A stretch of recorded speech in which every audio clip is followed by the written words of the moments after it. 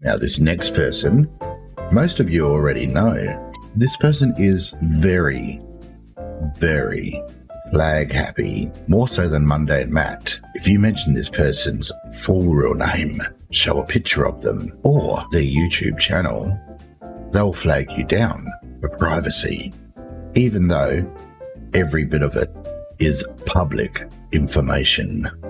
As you can see here, we can go to his YouTube channel, we can go to the About section, and we can get his full name. He put that in there. But because he's a Ghostbuster wanting attention, his name is everywhere. You can search for it and find it because he wants you to find it. So you can come to his channel and watch him catch ghosts and then support him for doing that. His image is out there. It's on multiple websites. It's even in his own YouTube channel in the community tab.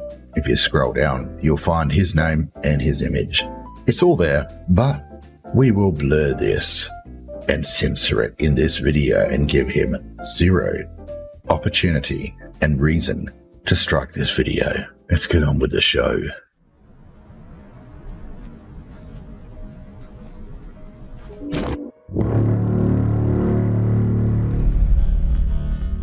Ladies and gentlemen, the story you're about to hear is true. Names have been changed to protect from false flagging crybabies.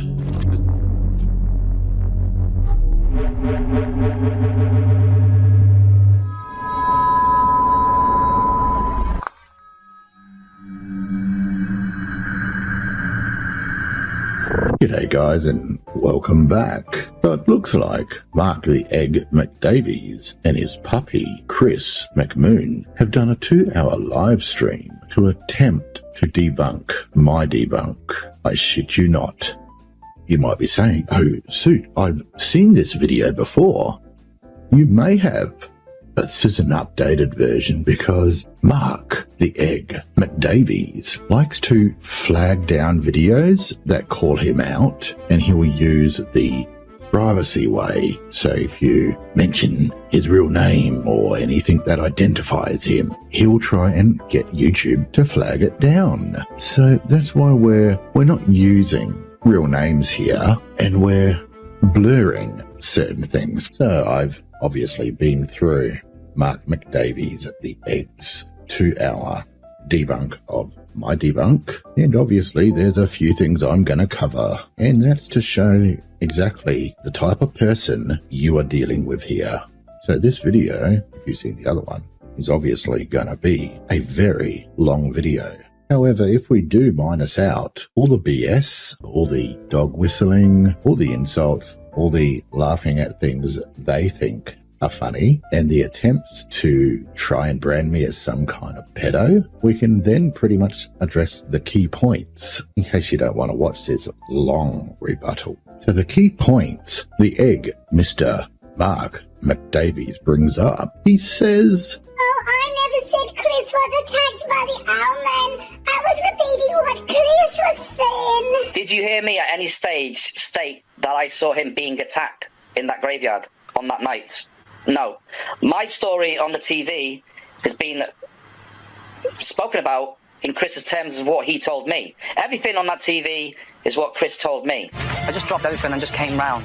And Chris was just on the floor, crying his eyes out, just blood pouring out of him. I was screaming. I didn't know what was happening. I remember falling to the ground in a ball. I was just so frightened. And it just seemed to go away. It was horrific. Never seen anyone, like a grown man, for instance, crying, shaking like that. Never seen it in my life. It's gone. You all right? Are you okay? What happened? You fell down a ditch. You didn't. What are you doing? You fell down a ditch. What are you doing falling down a ditch? Are you okay? A little bit.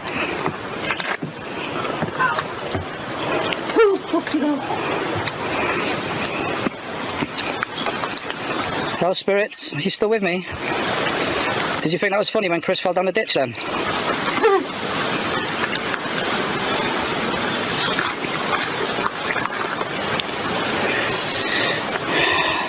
You did. Okay, he did, yeah. He's laughing. They think it's absolutely hilarious. He's from Manchester in England, and he fell down a Cornish ditch. You must think that's absolutely hilarious. You do. I'm laughing at you. Oh, dear. Okay, are we going in the right direction, spirits? Is this where you want me to go? Light up this device if you want me to go where Chris is right now, towards that way. And just wait for your command. I'm letting you lead me tonight. And please don't let me fall in any ditches, and especially in no empty graves. Nope. Because I'm blind as a bat. That doesn't debunk my debunk. Mark says that this is Chris's experience, and you can't debunk an experience. As I said, I was not there, and you can clearly see that I approach him on the after event, and I'm asking if he's okay, what happened, then I'm laughing, I'm thinking he's fell down a ditch, but I don't know the truth of what he'll later tell me. It's his truth. It's not your lies, it's not my lies, it's his truth. He witnessed it, it happened to him, and I believe him. So we're going to play the My Experience, My Truth card. That's what a lot of these fake jokers do. So if Chris turned around and said, oh, Santa came out of the clouds and pushed him, he still landed in a ditch. Right, Chris, tell me your take on the Owl Man. What happened to you? What happened? Well, I remember I came around... you went off and did your investigation, and I was on around the other side. And I just remember provoking the Owl Man. I remember provoking him, and then all of a sudden something swooped down, and it literally, like, I could hear the static in the air as it when and I literally fell with my camcorder, and the camcorder, obviously, it broke when I fell, and obviously I was gutted about that. But I was walking around for about an hour. But in my head, I was literally didn't believe that I just felt like that, and then thinking about it and over again, and I was walking around in shock at this point, as you know, and and then that was it, and just literally, then I was trying to get my head around everything, because it was a big audacity. But I remember being actually pushed. And when it come down, when it come down out the air, and it pushed me, and literally that, and then it was like, yeah, that's my intake on what happened at the Owl Man. Let's go.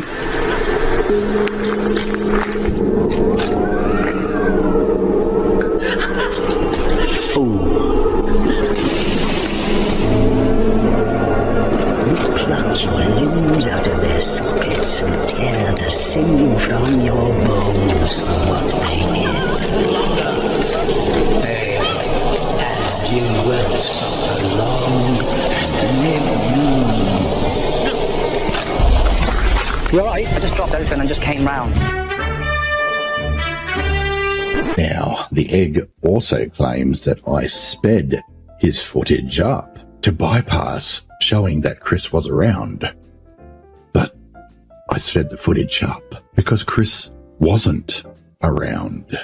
And I sped the footage up to show you just how much time elapsed, which gave Chris enough time to walk from where you were to where he was. Your second claim of the figure being Chris is debunked here, again. Chris was clearly next to me, but you fast-forwarded it, didn't you, you dopey cunt? Because you didn't want anyone seeing that part, did you? No. Because you knew that couldn't be debunked. But everyone, just watch the video and you'll see for yourself. Chris is right next to me. I did not even see that figure. We know you didn't see that figure until later on review. And when you saw it on review, you thought, oh, fuck, we can say that's an Owl Man. But it was Chris. And I'll prove that. And when I do, or even show the possibility that it may not be an Owl Man, any true, real paranormal investigator will say, you know what, it could be. And that's something Mark the Egg McDavies cannot say, because he wants everything to be real, paranormal, Real. Look, I caught real shit, guys. Donate to me. Yeah. Fuck off, Mark. Anyway, back to the footage that I allegedly sped up. Apparently I didn't show that for you.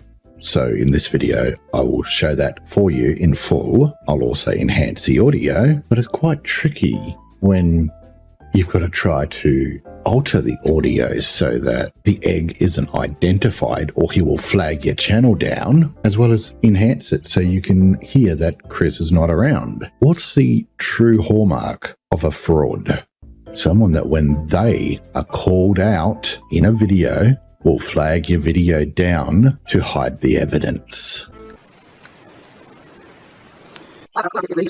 And the camcorder, obviously, you knew, it broke when I fell. And obviously, it broke when I fell. Something moving in them trees.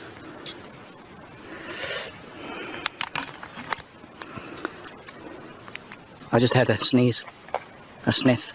Did you hear that? No.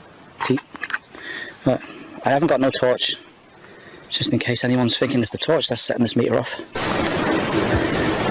Whoever's with me, can you light this device and show that it's not the torch batteries that have been setting this off? The voltage you've been giving off is really, really high and impressive.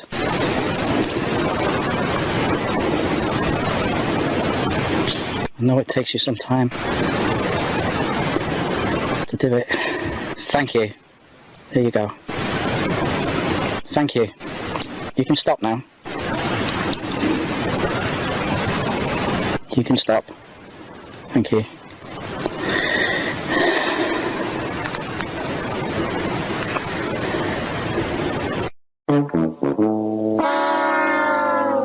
So Chris was next to me. He obviously couldn't be all that way where the figure is captured if he's fucking right next to me. That's why you fast forward it. Duh. So there's the truth. That's the truth. And Suit's so-called debunk has just been debunked because it was fucking shite. And he even speeded up the parts which showed Chris right next to me when that was captured. Fucking hell. Because he didn't want you to hear it. He didn't want you to hear him next to me. Well, there you have it, you know. I've debunked his debunk. It's gone. Exactly. Well, you won't see the fast forwarding. Him trying to cover up.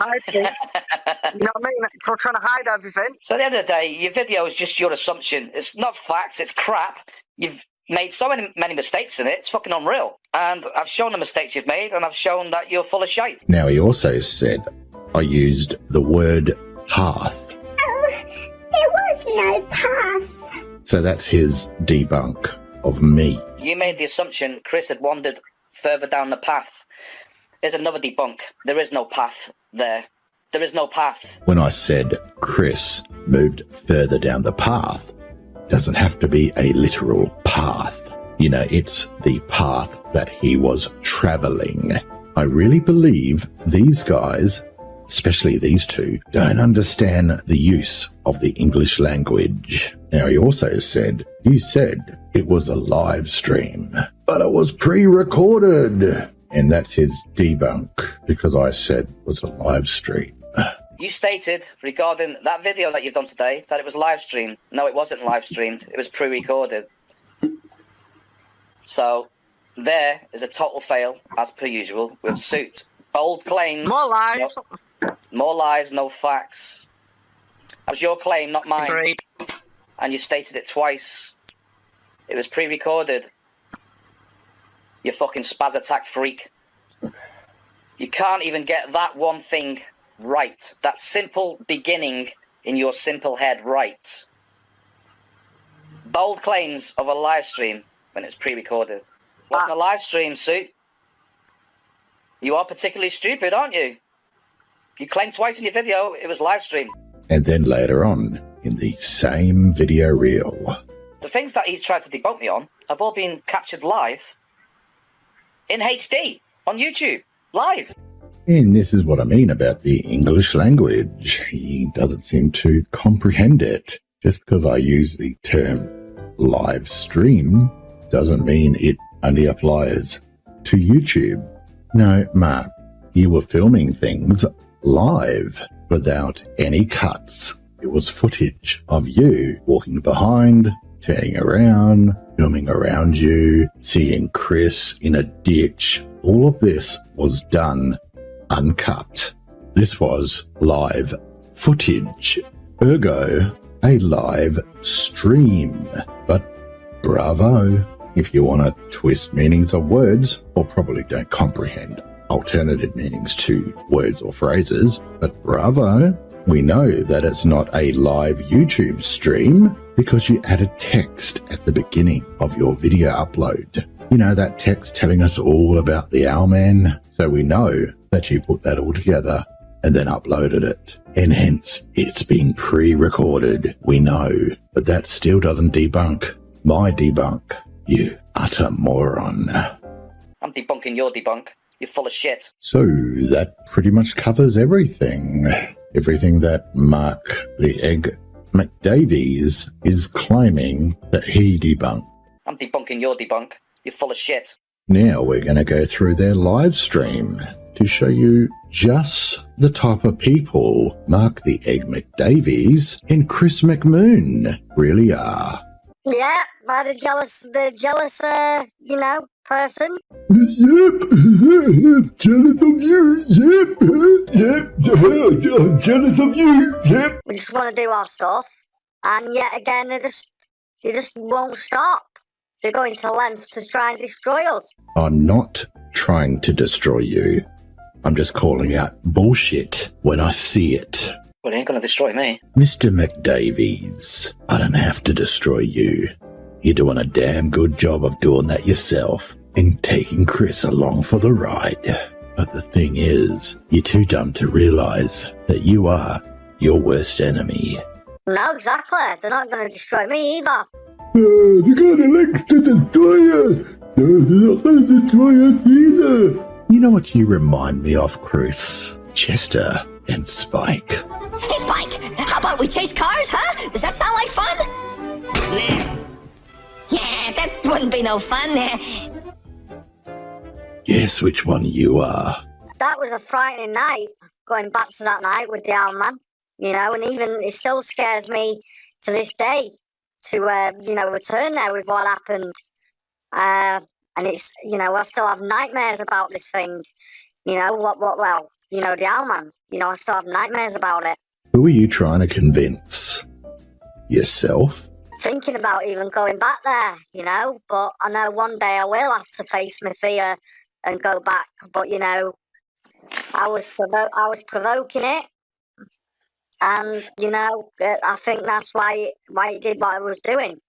Oh yeah, one day you're gonna have to face those fears, Chris. Could it be Saturday coming? Spoilers. So we'll do that Saturday. So you're not gonna go out Saturday now, or we'll do that Saturday? I'm going out Saturday live. Oh, yeah, so you're doing that, yeah. Guess where I'm going? Go on. Owlman! I'll go to the Owlman Woods. Wow. Oh, dear. So... Well, do you know what? I'm going to face my fear and I'm going to do it. I'm going to come back there in the summer and face my fear and come back and do it. Ah, shit. I spoiled the ending, didn't I? Oh, well, no one was watching. I think that's when it swooped down and it literally attacked me.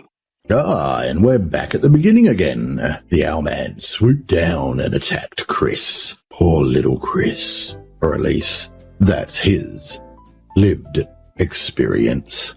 That's his truth. Anyway, Chris ended up owning his shit to me. Yep, I did.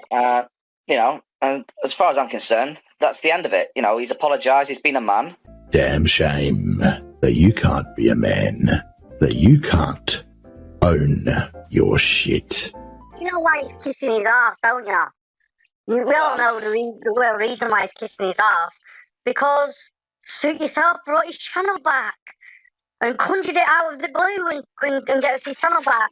And now he's so far up his arse that, and that's the reason why. That's what I think anyway. No one gives a shit what you think, Chris. I mean, just listen to Mark. He's hardly listening to you. In this particular part of their live stream, Chris is referring to Riley from Order of Magnitude Paranormal. Go subscribe to Riley's channel. And as for Riley, yeah, of course, if I can help someone out, who's a mate, I'll help him out. Right, Chris, tell me your take on the Owl Man. What happened to you? We've been over this, but let's go through the entire thing again, because this is Mark McDavies, the Eggs Damage Control stream, where he digs his hole deeper and deeper and deeper. So let's sit back and have a laugh. What happened? Well, I remember, I came around, you went off and did your investigation, and I was on around the other side, and I just remember provoking the Owl Man. I remember provoking him, and then all of a sudden, something swooped down,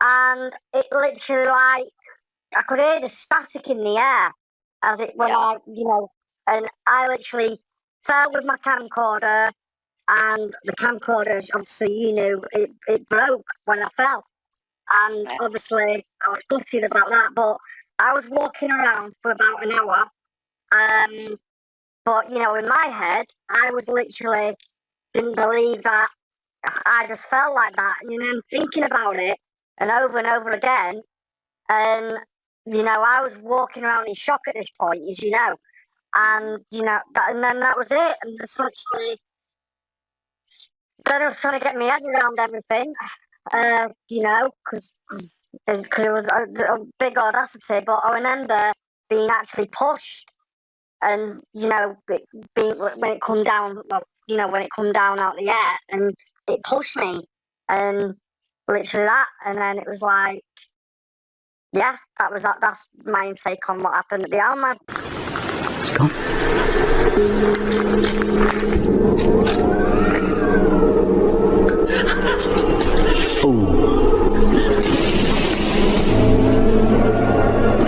Pluck your limbs out of their sockets and tear the sinew from your bones for what they give.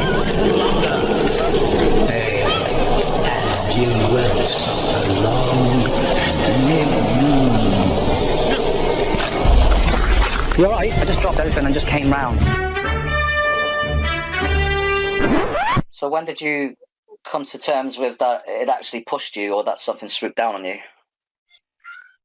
Hours later, well, a few hours, if you remember, because I told you that, and you thought it was a bit crazy at first, but you thinking about it, but, and I locked all the windows and the doors on that night, because I wasn't staying too far away from it, and I remember you, and even Sharon could admit, tell everyone I was running around and literally thought he was coming back after me, and Sharon, was like thinking, oh my God, he's lost the plot.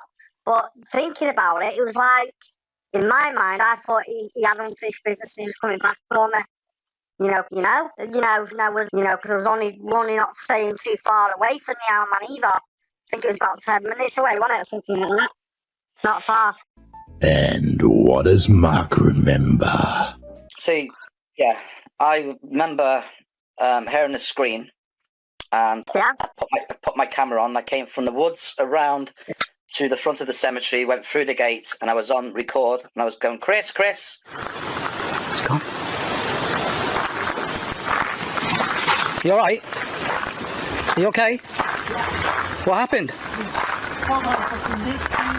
You fell down a ditch? And all this, and then it was just silence, and then I found you. And I just started laughing because I just thought you fell into a gutter. You didn't. What are you doing? Fell down a ditch. What are you doing falling down a ditch? Yeah, that's right. So I'm laughing, thinking, but then I asked if you was all right, but you said, I think so. But for about an hour, you was in shock. You was really quiet. I was. I wasn't even concentrating on the investigation. And then when he turned around and said it was the devil, and the REM pod was going crazy, I remember that, and I was just stood where you were, next to you, and you were like you have no power over us. And I remember that bit, and I was just shaking still, and all that, and the REM pod started going off, and I heard it say the Owl Man, the devil, and it was a demon or whatever. I can't remember, something like that. But yeah, I heard that, and that's and that's when it's when I'm like, wow, it's that thing was it's evil, that Aᴄᴛ, and it's real. And like I say, I am afraid to go back there, and do an investigation because that scared me. But don't forget, that's later same year, I ended up having to have a big operation. And I still think that did something inside my body and caused an aneurysm, because even the doctor says it's very rare that a 36-year-old, or, gets an aneurysm like that. You don't usually get them until you're in your 50s, 60s.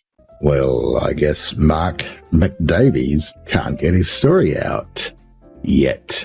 Where the bottom line is, it's just down to pure jealousy. They just don't like it. They don't like the fact we've been on the TV and stuff like that. And done these, with the Aᴄᴛ. But, that it's still part of what happened, and it was real. My take on it is... Pay close attention, Marky McDavids. A little tricky dick. He is basically going to be able to throw Chris under the bus at any time and still claim that he never said any of this happened. Just pay attention. You never mentioned anything about anything attacking you. No Aᴄᴛ coming down attacking you.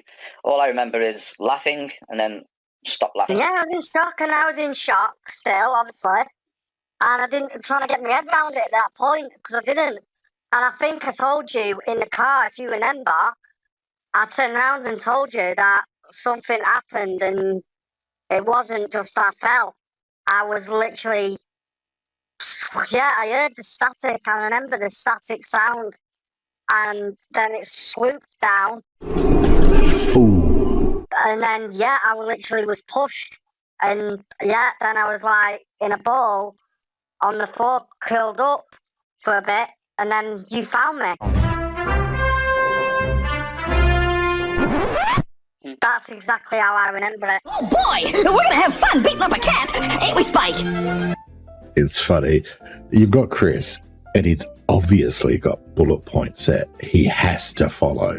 And you've got Mark, and he's obviously got his own script too. And Mark is trying desperately to get his story out. And Chris keeps cutting him off. It's hilarious. I mean, there's no doubt that Mark is the brains of the operation, which isn't saying much. But compared to the people in his crew, like Chris McMoon and Nicky McNeil and those like, McDavies is a fucking genius. Poor guy. Oh, shit. Let's get back to seeing Chris interrupt Mark. Oof. Once, me and Sharon heard something similar, like the same static sound. It was like electricity. Before something trying to manifest itself. It reminded me of something like in the film The Entity, and you see the blue bolts of lightning, but I didn't actually see that. I just heard it, because I wasn't paying attention. I don't think in the air. I'm looking. I was focusing, in front of me. I wasn't looking up in the sky because I wouldn't expect it to. Be that way, but I'm just gutted that the camera broke. I didn't get no footage. And the camcorders, obviously, it broke when I fell. And the camera broke. I didn't get no footage. To back that up, but. That's exactly it. That's how it always goes, isn't it? Sometimes you don't want to be caught. I'll never will forget that. And what I do remember as well, and you'll probably still remember it, when there was bloody claw marks in the door. In that door, and there was like writing of letters and carved into that door as well. And it wasn't like, it was unusual. It shouldn't have been there. And it looked like it was fresh as well. Oh wow. What are you touching him, Matt? There's writing on there. Yeah. Oh, there's letters and stuff. What? It's like numbers and letters. Yeah. What does it all mean? Wow. What on earth? It's crazy. Look, that's fresh. That's just been done. Look, because I can do it. Of course it's fresh. Of course you can do it, because you done it. I just put the L. Yeah?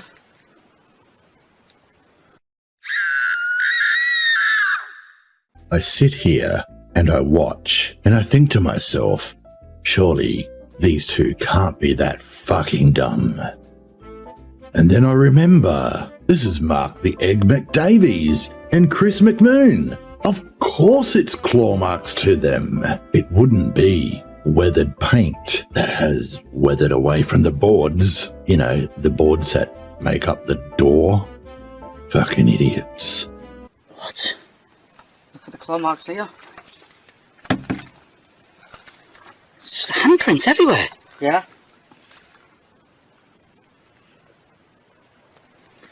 Symbols and letters and that, yeah. That's right, exactly. The symbols and letters, and that is like, that freaked me out. I was freaked out by that as well. Little child. I still have nightmares to this day. I still have nightmares of it all. You know, even in letters and symbols. I don't think I've even told you this, but yeah, I still have it's in my nightmares and everything, the same sounds and everything, how it plays over and over. It's like, you know, yeah, it's still scarred me there for life. All right, Mark, come on. Give it another try. Get your narrative out. Don't let Chris cut you off. So as I was saying, I didn't know anything about what happened to you, and you was in shock. You was in shock by my side right throughout that. Yeah, exactly. I think I told you in the car. And I remember, because I didn't really smoke, and I even said to you, Mark, I said, I need one of your cigs, is that alright, if you remember? Yeah. And, yeah, because I was still in that much to calm my nerves down. And I went, yeah. Oh, poor Marky Mark. Trying to get his script out, and Chris just won't let him. Oof. Suit yourself and all that, they'll do what they got to do, and they'll manipulate anything to suit their agenda. You know that, bro. I don't have any agenda. I call out morons and idiots. If you weren't faking shit, I wouldn't be calling you out. And as for manipulation, the Egg McDavies is a master at manipulating. He can try and manipulate as much as he wants, but here is the case where we're going to debunk Sooty. I'm still waiting. Take your time. Well, yeah. On his debunk. Preferably do it without you interrupting me, if that's possible. Ooh, you got slapped back. Huh? Nah, you wouldn't like that, would you, Spike? Okay, my lips are sealed. So, Sue, gonna put it out there to you, Marky boy. Yes, my egg. I'm listening. For me personally, you are the worst debunker I've ever encountered. That's not surprising to me, Mark, because there's not much upstairs, is there? The egg's kind of empty. You don't even understand the meaning of the word debunk, do you? When I say to you, go and replicate it, after I've gone out and tried to replicate it, you say it's his job to replicate it. No, it's fucking your job to replicate it. You're the one that's claiming it's a moth. Oh boy, here we go. And this is exactly why I call Mark the Egg McDavies a fraud. Oh my, you have to replicate my work. If any investigator out there says to you that you have to replicate their work to debunk them, they're a fraud. Plain and simple, no other option. The whole replicate my work out is designed for frauds. It's not up to me to replicate your bullshit. It's up to you, the one who's claiming it's real, to attempt to debunk your own bullshit. I and many others might suggest to you that it could be X, Y, or Z. It's not up to me to run out to where you are and attempt to try and see if it is X, Y, and Z. It's on you, the paranormal investigator who is claiming it is otherwise, to take it on board and go, okay, let's see if it is X, Y, and Z, dickhead. Now, originally, I didn't say it was a moth. I said it could be a moth. It was a possibility, but you wouldn't even entertain that possibility. And that is a huge red flag for anyone out there. If a paranormal investigator doesn't want to entertain the possibility that it could be something other than paranormal, they're a fraud. You know, the funniest thing is that on the live stream that I had you on my live stream trying to promote you, I went through various sites showing you how moths can fly at a certain frames per second and what it looks like when a moth flies at that speed and the patterns they can make and a whole bunch of other stuff. But all of it went straight over your fucking egg because you're too stupid to comprehend anything that I was showing you. Heck, you didn't even know what your own camera could do. That's another red flag. A paranormal investigator should know what his own equipment is and can do. We even tried to go over what your camera could do and you weren't interested. Not in any of it. And because you weren't interested in anything that I was saying, I know that you are a fraud, a fake. We know you're a liar. We know you're a thief. And you're a con man. Keep digging your hole, bro. Here are the injuries to Chris. I also showed the video of him falling in a ditch or getting out of a ditch. I wasn't there when he experienced what he experienced. It was the aftermath I turned up at. Okay? So your bold statement that I'm a fraud, just debunked. How can I be a fraud if I wasn't there? Oh, but you were there. I know you were there.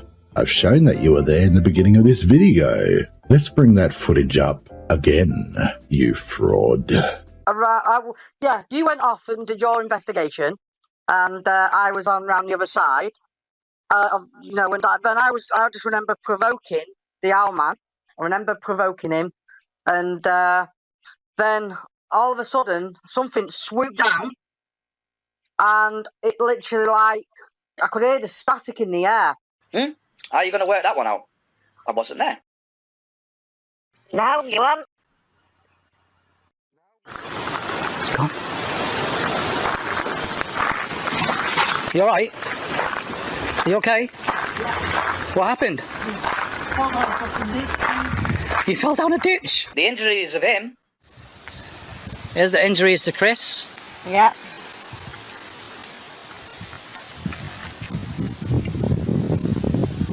A bit there.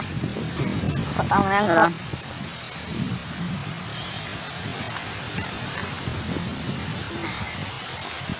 Coming out of that ditch with not the injuries he received when he later claimed that he was attacked.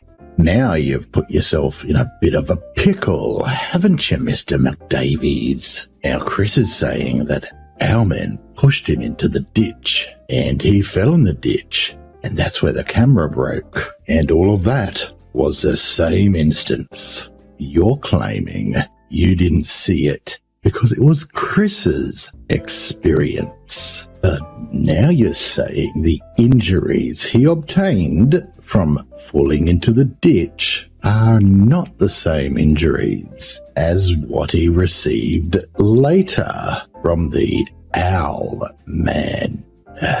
So did the Owlman attack afterwards, after he fell down the ditch? Because if he did, then that contradicts another narrative. If it didn't, and it happened at the same time, then you've just contradicted the narrative now. Or are you saying the claw marks magically appeared later on? Which there are no claw marks. Some gravel from the stones he fell into and scraped and ripped in might look like a claw mark, but it's still a graze from a stone. But it's certainly not the claws of an owlman. But you decide which way you want to go with this narrative, which narrative you want to follow. Did it happen at the same time? Did it not happen at the same time? Did it magically appear later? Did it happen before, after, during? You tell me. I mean, you sit down with Chris and you talk about it and get back to us. But remember, you've said multiple times you heard a scream. You ran to him, and he had fallen down a ditch. You thought it was just him falling down a ditch. You thought it was funny. Ho ho, ha ha, hee hee. Until later, he told you it was the owl man. So do take that into consideration when you're choosing which web of lies you're wanting to reel in or unravel. This is why it's easier just to tell the truth, Mark. But you're incapable of telling the truth. The truth doesn't change. Not talking about your truth, his truth, their truth. Talking about the truth. The truth doesn't change. Lies, however, you have to constantly keep remembering what you said, when you said, how you said. But you do you. Did you hear me at any stage state that I saw him being attacked in that graveyard on that night? No. My story on the TV has been spoken about in Chris's terms of what he told me. Everything on that TV is what Chris told me. Always good to give yourself an out. Don't worry, Chris is too dim to realise what you've just done. It'll be our little secret. So therefore, your claim of me being a fraud is debunked. Yet again, another debunk right here, you fucking bellend. And yet, I've debunked your debunk of my debunk. Or rather, pointed out that your debunks aren't debunking anything. So you're still a fraud. Chris was attacked, which made him fall into that ditch. Coming out of that ditch with not the injuries he received when he later claimed that he was attacked. Chris was attacked, which made him fall into that ditch. Coming out of that ditch with not the injuries he received when he later claimed that he was attacked. Chris was attacked, which made him fall into that ditch. Now you've put yourself in a bit of a pickle, haven't you, Mr. McDavies? You fraud. Chris was attacked, which made him fall into that ditch. He never realised what happened to him. You never realised what happened to him? If you watch the video without prejudice, you can see the lad is in shock. He's in shock right throughout it. He's stuck to me like fucking glue. He's never, 4 feet away from me? Yep, that's right. I wasn't. Ooh.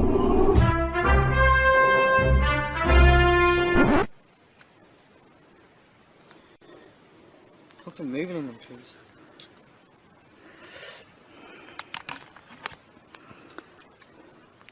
I just heard a sneeze. A sniff. Did you hear that? No. See? Look, I haven't got no torch. Just in case anyone's thinking it's the torch that's setting this meter off.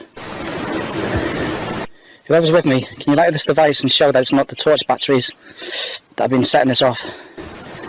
The voltage you've been giving off is really, really high and impressive.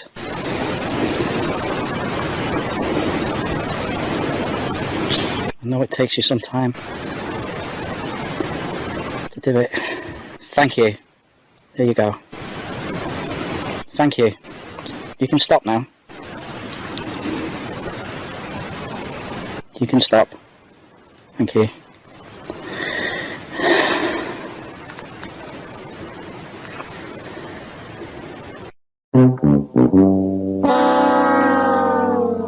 Now, What happened that night was it literally like, yeah, that was it. It was like, wow. throughout that, Chris never once told me he was attacked. No, I didn't. He was in silence. Did you hear that? No.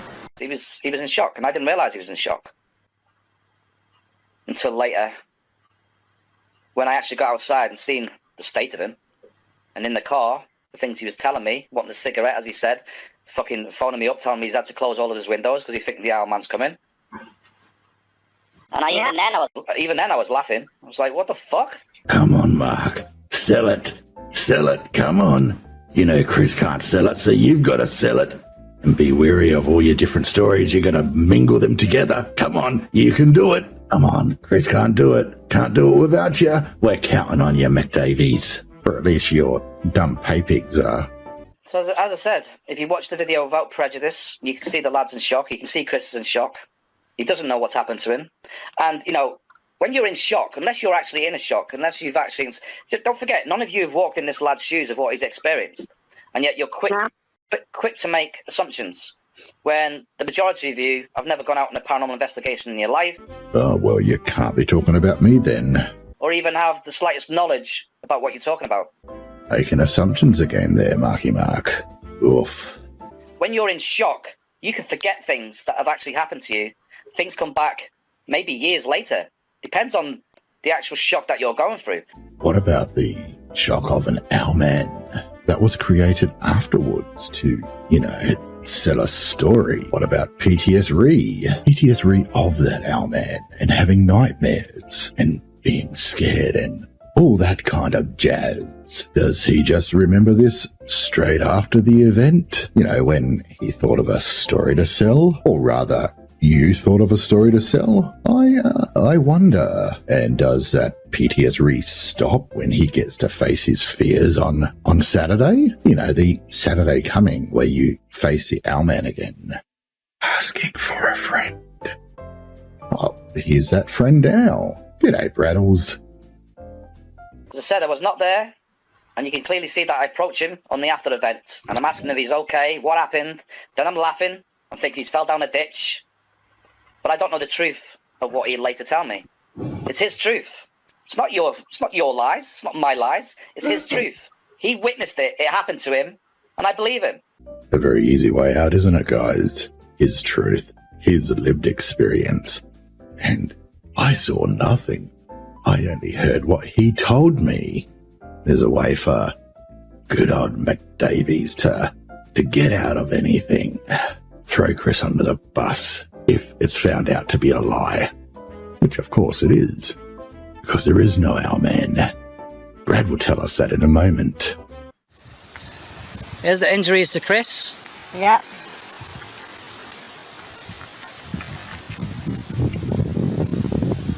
A bit there. Put down my ankle.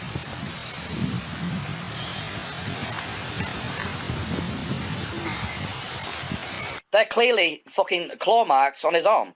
Hey, Brad, want to tell us about the owlman? No. The owlman is rubbish. It is total bullshit, mate. So there's no way he could have got claw marks then from an owlman. He fell in a fucking ditch. Here's the injuries to Chris. Yep.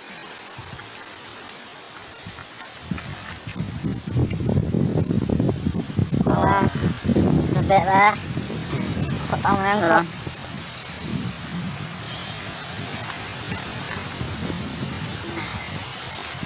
They're clearly fucking claw marks on his arm. Oh, Jesus, Mark, you can get some fucking horrific injuries from falling into a ditch, especially if it's made out of stone, especially if there's rocks and gravel around, or if the ditch is made out of rocks and gravel. It doesn't have to be claw marks from an owlman. And I know for a fact, you get concrete burn marks. Scrapes, not fucking claw marks. You mean scrapes? Like what Chris has? Yeah, they're not fucking claw marks. An elbow injury, a knee injury, an ankle injury, which is all consistent with falling into a ditch, which we saw on their own live stream. What are you doing falling down a ditch? Are you okay? A little bit. Debunked. Apparently you roughed me up, Mark. Oh, I roughed you up now, did I? You roughed me up, mate. Yeah, you roughed me up. Oh boy, here's another example of these idiots not understanding or even comprehending the English language. Now, Mark didn't even watch the video, and it was only a 24-minute video. Sorry, nearly 25 minutes. Chris, however, did watch it, but Chris can't comprehend what was said. Let's go back and show you what I said. You're going to have your wits about you, aren't you? Especially if you're Chris and you trip over and fucking hurt yourself. But what's worse is knowing what Mark and Chris are like. They both went on Judge Rinner in the UK and scammed that judge and that TV show out of £600. So knowing that these two will go to those kind of lengths, I wouldn't put it past Mark to rough Chris up a bit just for his owl story. Did you hurt your best friend? Did you? Oh, I hope it was worth it.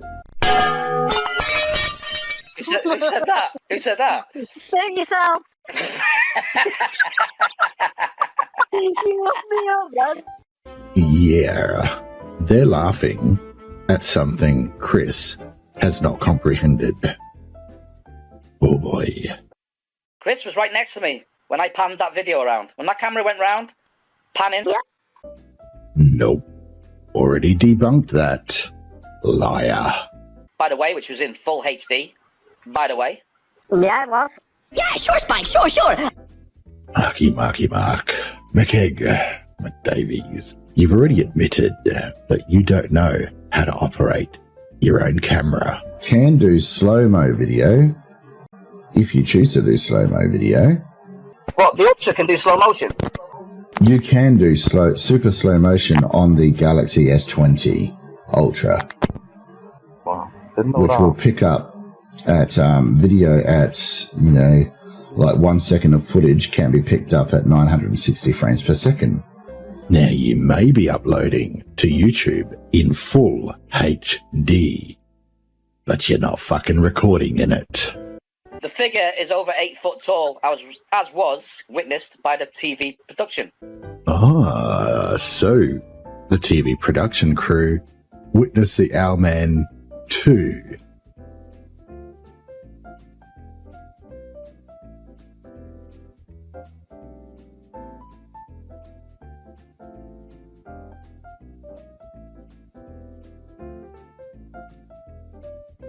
You made the assumption Chris had wandered further down the path.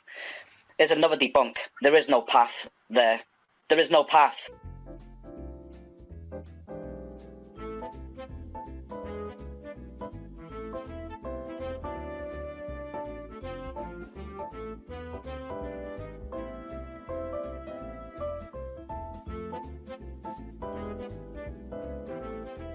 So you claim it's the Owlman wearing shorts and holding a camera and being Chris.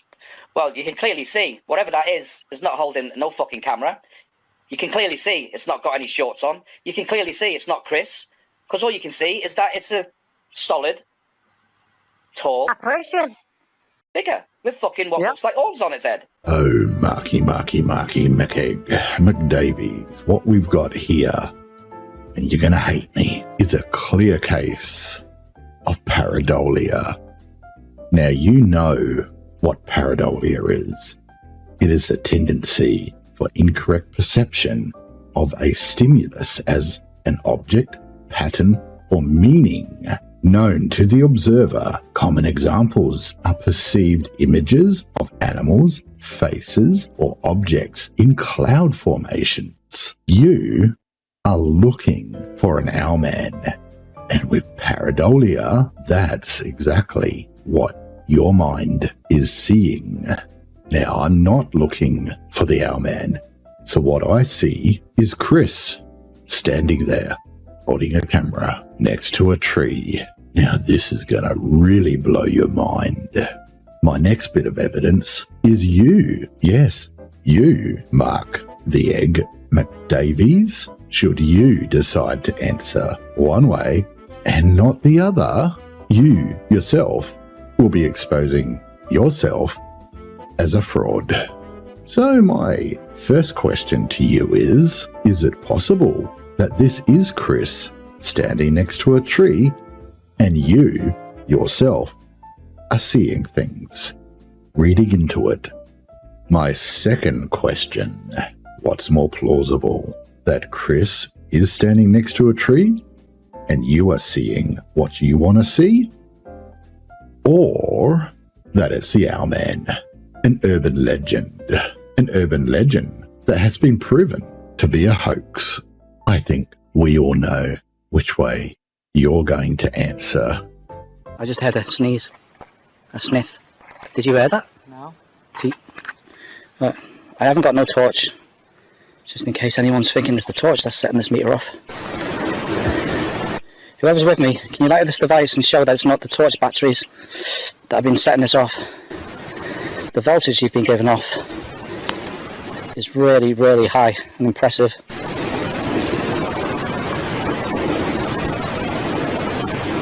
I know it takes you some time to do it. Thank you. There you go. Thank you. You can stop now. You can stop. Thank you.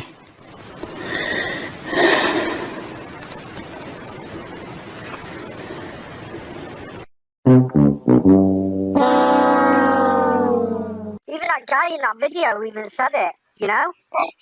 He showed the picture and he showed that, and they both looked like similarity, didn't they? It was clear as day. I haven't watched it. I haven't watched it. I haven't watched it. It was clear as day. I haven't watched it. Right. I'll have to send it you then. I've got it. I'm not really interested in watching it, to be honest with you, because, you know, I could have uploaded it to my channel. I'm not really... No, yeah, we could have both done that. Even I didn't even upload it. You know, I don't need to. Exactly, don't need to. Did you just hear what I heard? I heard two so-called paranormal investigators talking about some so-called alleged evidence that neither have uploaded, one of them hasn't bothered to watch, and neither of them want to bother to upload it. Evidence. We don't need that. He even stated he doesn't believe in it. Where have I ever said that I don't believe in the paranormal? Find me a clip of me saying that anywhere. I'll wait. Well, that's all right. You know, not everyone does believe in the paranormal. Well, there's nothing wrong with that, but obviously, you know, but he shouldn't be claiming that he knows everything, like he's some expert. He's not an expert. And I've never claimed to be an expert, but I certainly know a hell of a lot more than you two. Said you can't replicate fuck all. You cannot replicate anything to debunk me. Nothing. I shouldn't have to debunk their work. They should be debunking their own work. And I never said I couldn't replicate. I said I shouldn't have to replicate. That's your job. You're making the claim. Regarding my evidence, this is your first ever attempt at really trying to debunk me. But it's pathetic. It's an embarrassment. See, the irony here, Mark, is that you're too dumb to realize just how dumb you are. It's you who are pathetic. It's you who are an embarrassment to the industry. But like I said, you're too stupid to know it. It's worse than your attempts at debunking me with my spirit light anomalies that you claim are moths.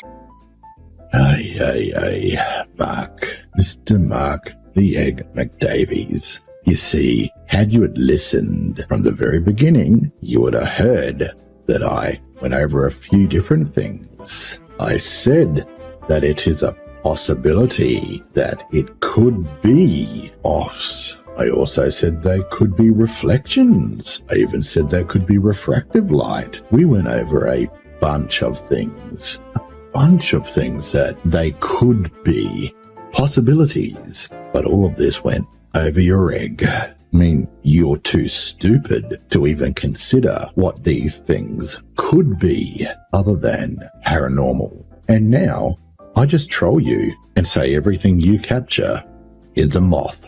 For heaven's sake, you didn't even know your own camera specs. That's fucking terrible. That's disgraceful. That's inexcusable. That's something every paranormal investigator should know. Their own fucking equipment, especially their camera that they have chosen to use. I mean, I shit you not. You don't even know what the fuck you're doing. What the fuck you're using. What the fuck I'm talking about. Because you're a moron. Can do slow-mo video. If you choose to do slow-mo video. What, the Ultra can do slow motion? You can do super slow motion on the Galaxy S20 Ultra. Wow, didn't know which that. Will pick up at video at, you know, like 1 second of footage can be picked up at 960 frames per second. Oof.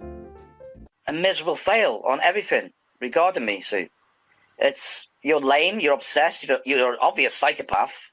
A miserable failure on everything regarding Mr. Mark the Egg McDavies. Now, these are the privacy flags done by the Egg to my videos and my channel. Now, I've had to blur them, ironically, because otherwise he will flag this video for privacy. Well, as you can see, one after the other, after the other, after the other, just continuous flags, because he wants to hide the evidence that he has been doing this. How do we know it's him?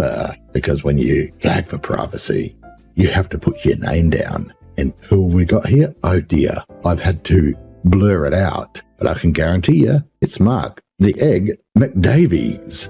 Now, I was winning all of these privacy strikes until Mr. McEgg found a way via the UK law to get videos taken down that are critical of him. What kind of a paranormal investigator does that? Unless they're a fraud. You're a cunt. You've got zero knowledge of doing paranormal. You've never attempted it in your life. You can't replicate fuck all, and yet just make assumptions. The irony of this statement here, making assumptions, when you're making an assumption or two about me because I haven't told you fuck all about my life. Just because I haven't told you or you can't find doesn't mean I haven't done. You fucking moron. On Twitter, spamming the fuck out of TV production companies about me. Context always matters.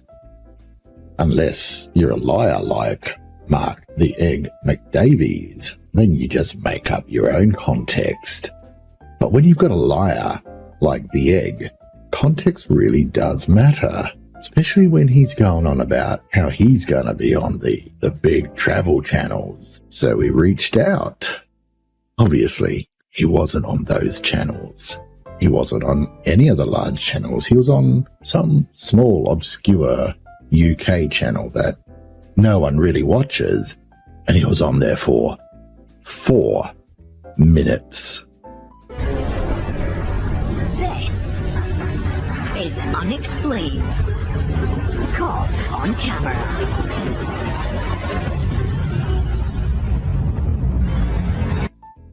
Oh yeah, the Unexplained. Never heard of it. Now, Marky Mark, this falls under fair use. It's transformative. It's criticism. It's critique. It's parody. It's sarcasm. It's all of the above.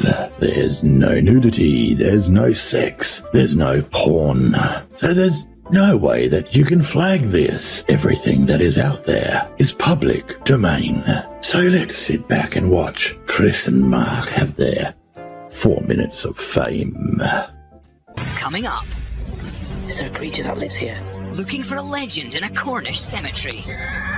Puts these two in grave danger. There is something lurking in there what should just be left alone. Oh god, it's like you've run into Dumb and Dumber of the paranormal universe. It's amazing. And we've only just begun. Now, I met Mark a little while ago now. I got told that he's the kind of egg that doesn't like to take criticism. So, me being me, I figured I'd have him on my channel. Show people that he can take criticism. Oof, that didn't go too well. In his own promotional live stream, a live stream on my channel where I was promoting him, he absolutely derailed himself. He showed everyone exactly who he is. And oh boy, he couldn't take criticism. It was absolutely amazing. I had to literally block McEgg's other half and McNicky from the live chat. And then they went on, started their own live stream to bag me whilst I was promoting Mark. You can't make this shit up. In the end, he couldn't take shit. Everything had to be paranormal. It couldn't possibly be anything else but paranormal. Couldn't possibly be a bug. Couldn't possibly be a moth. Couldn't be a speck of dust or a lens flare. Oh no, it was 100% legit paranormal. And you know how you can tell if a paranormal investigator is legit or a fraud? Well, if every investigation they go on, they capture paranormal activity, then they're a fraud. They're a fake. Not only that, if you question their evidence, instead of them saying, you know what, we're going to go out next week and try to see if what you said is what it is, we'll go and try to debunk it. No, they'll ask you or demand that you replicate what they've done. Yep. Frauds and fakes, they'll double down and demand that you reproduce what they've done. That's not how real paranormal investigators work, my friends. That's how frauds operate. If any paranormal investigator ever tells you to reproduce their work, instead of telling you, oh, good call, we'll go out and try to debunk that, you know they're a fraud. They're a fake. Stop following them. Stop donating to them. Stop enabling them. Isn't that right, Marky Mark? You know you're a fraud. But first, in Cornwall, UK, two men get into a flat. I heard Chris screaming as they investigate the legend of the Owl Man. and just blood pouring out of him. Blood pouring out of him. Yeah, Chris fell over, hurt himself. And it's the Owl Man. Oh boy. Oh boy. Oof. So why am I making another video on this fraud? Well, at the time, he took me channel down with false flagging, and what he did was flag for nudity, even though there was no nudity. So my channel went down, so I had to reach out to YouTube, present my evidence, show there was no nudity, and within an hour, my channel got back up again. Now, this is what he does. He's got many other channels, which he creates just to shit talk you, because he knows he's going to remove the videos afterwards. But if you capture it and show it as evidence, present it to the world that this is who the McEgg is, he'll flag you down, because he doesn't want any bad rep going around about him. He's a good boy. He's even stolen art, and I've shown evidence of that. For his merch shop, went through, showed all the pictures that he had stolen, that he's been trying to sell under his banner, and he flagged that down too. Oof. But it doesn't matter how many videos you flag down, Mr. Egg, they get duplicated up to BitChute. So let's get back to the adventures of the Egg and his sidekick, McMoon. Meet paranormal investigator Mark, who puts his life on the line to find out the truth about the other side. I've been bitten by spirits, got second-degree burn marks on my body from spirits, and I know these things exist because I can smell them, and it's not very nice. You have to have your wits about you, because it is a serious, dangerous game at times. His life on the line, getting bitten by spirits. You sure it's not a bed bug that's biting you instead of a spirit? I mean, we know Chris said that a bed bug was a spirit of Angela. So maybe it is a bed bug that's biting you instead of a ghost. Oh, and he can smell them too. Oh, Jesus. Of course he can. He can smell them. And maybe he should shower more. And you got to have your wits about you, don't you? Especially if you're Chris, you know, and you trip over and fall into a ditch. Oh, well, at least you can make a story about the Owl Man, you know, and go on. It's not even national TV, is it? It's just like a little baby channel. Oh, well, back to your 4 minutes of fame. It's a serious business that requires some serious kit. It's claimed spirits can communicate through a spirit box. There's number one. They're all radios. They've just basically been hacked so that it's constant sweep. Now the radios that go round and round and round on the different channels, repeating as fast as they can, well, it's been said that spirits can allegedly communicate through white noise. So you don't need various radio stations on repeat going round and round and round. All you need is white noise. So break that aerial off. You'll get white noise. But what these frauds want is a different radio stations so that they can get pareidolia and hear things and claim the spirits have spoken. Fucking morons. You've got the REM pod. It's got an electromagnetic sensor on it. It's got a heat sensor on it. It's also got a temperature gauge as well. I trust my phone. And that's what captures the spirits. Get the visual, get the audio to prove to people that spirits exist. And if they're stuck, to help them cross over.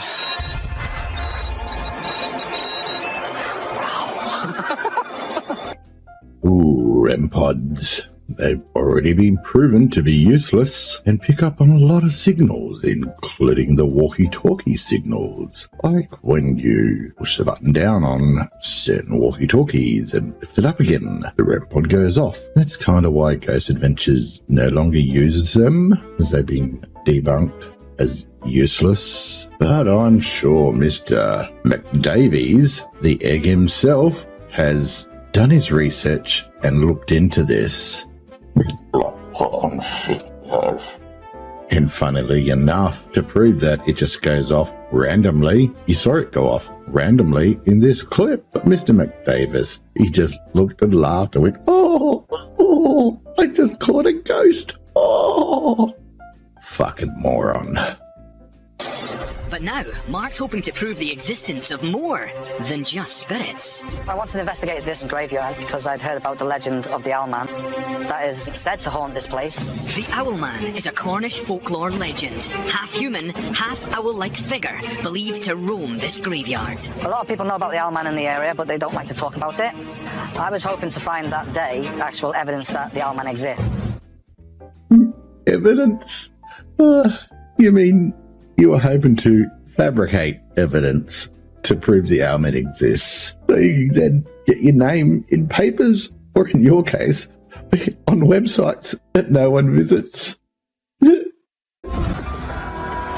the entrance. First witness statements was two children that were on holiday, and they was attacked by something that was like 7 or 8 foot, came flying at them, and they ran for their lives. And there was an American student that was here, something 7 or 8 foot tall, actually rose in front of her and started flapping. She ran for her life. Oh, those are the only 2 Wikipedia stories you remember? That's all right, Mark. No one's ever credited you for being smart. Really creepy. Helping Mark is fellow investigator Chris. I've known Mark for about 4 years. He's very open to spirits. Very open. He also claims to be a medium, a psychic, a healer, fortune teller, a hypnotist. Oh my God, if he could convince you that he was Jesus Christ, he fucking would. Oh boy, but to everyone else, he's just a bad egg. Mark phoned me and said, oh, we've got this place like the Owlman, do you fancy doing it? So I said, okay, sounds very interesting. It was about 11 p.m. at night. It was the full moon. There's no winds, and it was just creepy. Oh my God. Ma, no. There was no wind. It was a full moon. It was just creepy. As their investigation gets started, Wow! it's not long before Mark and Chris catch sight of something spectacular. That is absolutely amazing. Did you see that? Orbs just started to appear, and I just couldn't believe what I was seeing. I was just in shock and awe at the same time. That's because you're a fucking idiot. You're either faking it because you know how to use reflections and light manipulation, or that the light might bounce off an insect flying around close to the lens, or you don't want to debunk anything. Because you want everything to be supernatural, because that's your gimmick. You're not a real paranormal investigator. You're a showman, show pony. What colour are you? Are you green? I've tried to debunk it as being flies and all sorts, and you just can't because something is actually showing itself. You just can't. I tried. You know, that's exactly what I mean.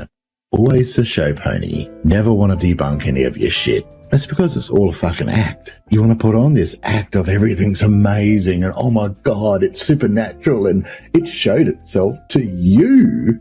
Oh my God. No way. To you, of all people, the fucking rotten egg.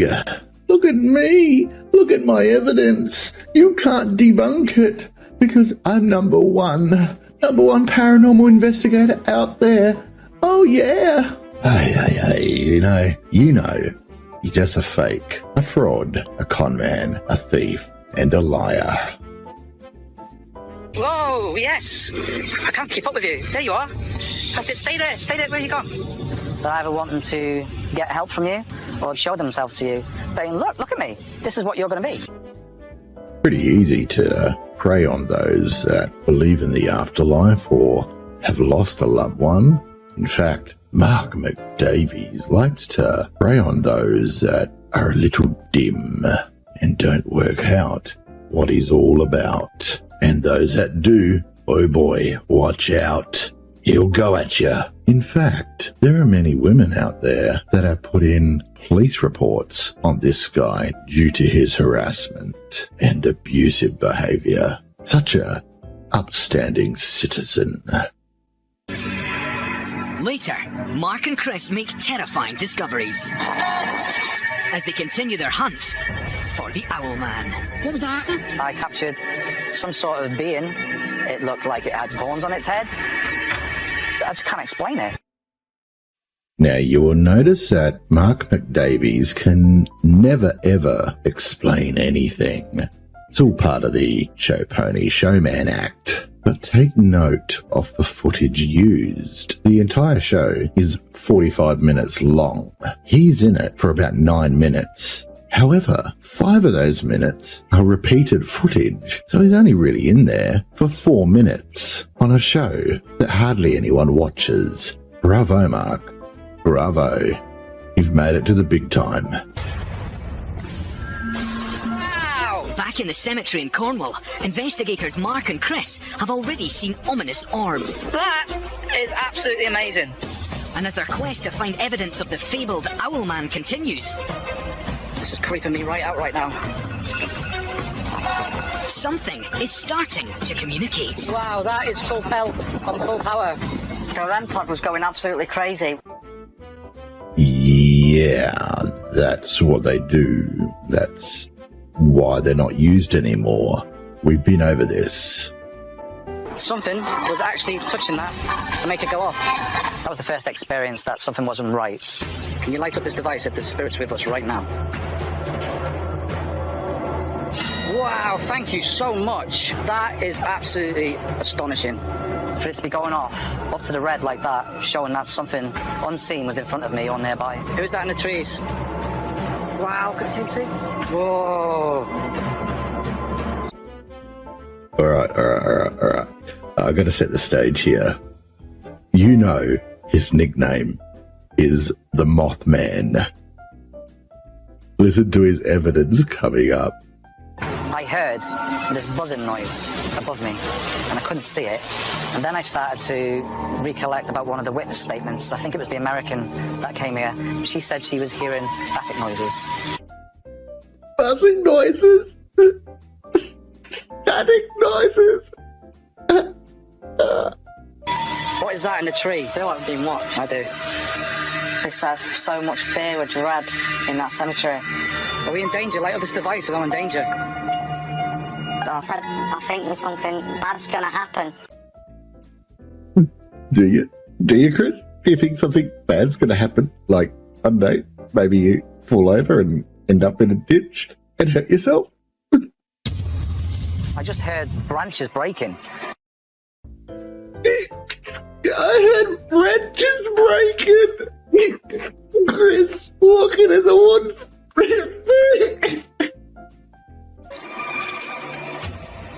I was like, what's that? And my meter was going a bit crazy at the time. Is there a creature that lives here? Couldn't believe what I was seeing. Some sort of being. It looked like it had goat's legs to me, and it had horns on its head.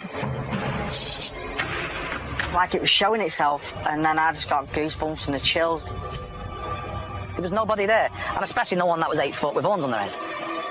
I can't explain it.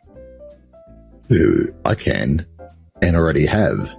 You were panning the camera around, Chris walked off. 47 seconds later, you pan the camera and face where Chris is, and he looks like he's an owl man, because he's so far away from you and your camera equipment is shitty quality. Is there a creature that lives here? Back in Cornwall, paranormal investigators Mark and Chris believe they stumbled across the legendary Owl Man. I couldn't believe what I was seeing. Some sort of being. It looked like it had horns on its head. But nothing could have prepared them for what happened next. Chris was filming round the front. I was round the back of the cemetery. I heard Chris screaming. I started to see like electricity in the air. All I remember seeing was this black shadow with wings, and it just swooped towards me. My heart was actually beating like, and pumping so fast I could feel it. I just dropped everything and just came round. And Chris was just on the floor, crying his eyes out, just blood pouring out of him. I was screaming. I didn't know what was happening. I remember falling to the ground in a ball.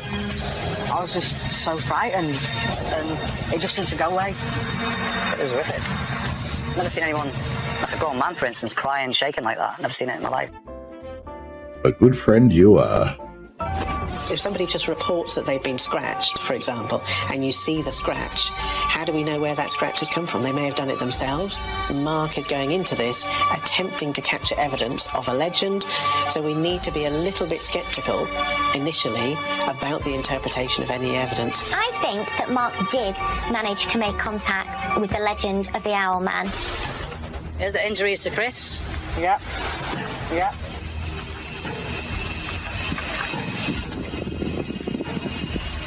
I just totally believe the guy. I know he didn't claw himself. I know you can't hurt yourself like that just from a fall. That was proper claw marks on. I was just literally looking at the arm and thinking, how's that just happened? Oh, you know how it happened, Chris. You're a part of this. You're a lying cunt, just like Mark. Boy, that just gave me chills. Oh my God, something just went right over me. Fuck, you're a terrible actor. All those witnesses of the past, going back to the 1970s, I believe every single one of them, just based on that night alone, what we experienced. There is something lurking in there what should just be left alone. It's still with me today. I get flashbacks of the night. PTSD. Oh shit, I fell over. I fell down into a ditch. Oh shit. Oh my. It's literally made me so afraid of what it actually can physically do, and for my safety, I never want to go there again. I don't know who the Owl Man is. It's not something of this earth. It's not a human. It's a negative energy. Whatever lingers here is true. Well, if you say so. I mean, who are we to pass judgment on the mighty Mothman, the egg himself, McDavies? Well, after this investigation, I actually do believe in the Owl Man. He 100% exists. I think this night would bit off more than we could chew. And there you have it, ladies and gentlemen. Mark McDavies, the Egg's 4-minute claim to fame, where all they showed, a couple of orbs, a couple of flashing lights, something that said Egg, and Chris pretending to be the Owlman. Bravo. Now, that entire show, remember, went for 45, 46 minutes, and there was some good stuff in there. Just nothing from the Egg was any good at all. And this is what we're supposed to be jealous of. The Egg going on an obscure TV channel that no one knows about for 4 minutes to pretend he's captured a creature that is a hoax. The Owlman. The Mothman comes under the cryptozoology side of things. The Owlman doesn't come under cryptozoology. It doesn't even come under the creepypasta side of it. It comes what's called urban legend. The first reported sighting of the Owl Man in Cornwall was actually only 1976. Did you know that? And it was actually mistaken to be a large beast with glowing eyes and horns. It was actually what's called an eagle owl, which has like a wingspan of like 1 meter and 88 centimeters. It's massive. It's a big owl, big ass owl. I'm going to show you this, don't worry. This is the whole urban legend side of things. Now, many people have claimed to see the Owl Man, right? But it only kicked off in 1976. Now, so let's look at this. The Mothman, right, has been seen and is very much a cryptozoological creature because it goes back to the Native Americans. At the end of the day, it is in their culture. It is effigies of them in the totem poles and all the rest of it. So something like the Mothman, which has been around in Native American lore for such a long time, if you know what I mean, it's like goes way, way back there. But I'm the Mothman. And I'm the Owlman. Careful, Brad. You gotta be stepping on someone's toes. I don't care if I tread on toes, to be honest with you, because we got to look at this as a logical aspect and putting the Owlman in its own category. It falls under the urban legend side of things, right bang in the middle between cryptozoology, urban legends, and creepypasta. I wish more people were logical thinkers. I mean, this is the thing. Look, urban legends are fantastic. Don't get me wrong. There are a lot of people who explore and go under the urban legend side of things. We're talking about the No-Face Man. The No-Face Man is a guy who was found living in an abandoned mental asylum who used to be a patient there. And people have actually witnessed him there back in the 70s. This is the thing. They call him the No-Face Man because he's just a little bit icky. Something like the Owl Man is the same principle. It was only first seen in 1976. And ever since then, the stories of the Owlman are going, and people go out looking for the Owlman, which I get because it's part of urban legend, but you can't call it a paranormal event. This is the crossover process that I'm trying to explain. When you're looking within the paranormal realm, you're looking at things that we talked about Bigfoot, you talked about El Chupacabra, the goat sucker. Anything like that can be blown well out of proportion. We look at all this type of scenarios and stuff like this. When someone claims something to be of a paranormal event or nature or paranormal thing, you got to break it down in different categories in my view. Now, this is just my viewpoint. I can't put down the Owl Man, who was only discovered supposedly seen in 1976, right? And of course, people go out looking for him and all the rest of it. Now, unfortunately, it has been debunked. And it has been dubbed what's called an eagle owl, which is a very fucking large owl. It's a big ass owl. Things of that nature are very important to talk about, because if you're going to set out and do a whole exploration on this sort of subject matter, I think the history behind it and the understanding of where the lore came from is very important to understand. This is what I don't think gets done enough of within the industry. To go out and search for something of an urban legend status and calling it paranormal, to me, is incorrect. It's an urban legend. It hasn't been around long enough to be considered a cryptozoological creature. It was only like 40 years ago. And this is what I find interesting behind the subject. There are a lot of fantastic urban explorers out there on YouTube, and they call themselves urban explorers. They don't call themselves paranormal investigators, and this is the difference between it. So when you have someone who's an urban explorer, they go out and they check out the great catacombs of Paris and stuff like that. They talk about the whole thing. Look, and this is the thing. I've been in this industry for a shit long time, very long time. You got to understand this, that hyping something up to be something it's not, to me, is the wrong way of doing things. And the only reason the Owlman got his name Owlman because technically it was an owl. So this is the owl.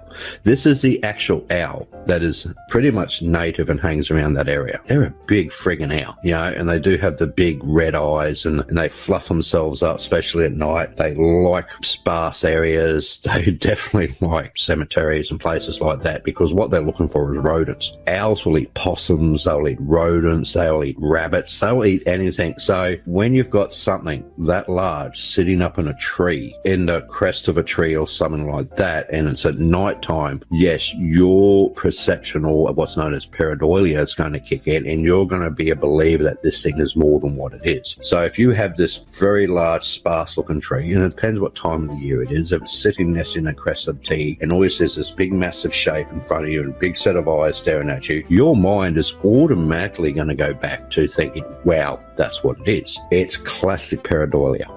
Or if you've got Chris walking away from you while you're distracted trying to get the spirits to make the lights flash on your device, and then 47 seconds later you look back with your crappy camera equipment at low res and review the footage of some creature that looks like an owl, and yet it's Chris, that too is pareidolia, because your mind is looking for an owl man, and you didn't see it at the time. No, you reviewed the footage afterwards, the crappy low resolution footage.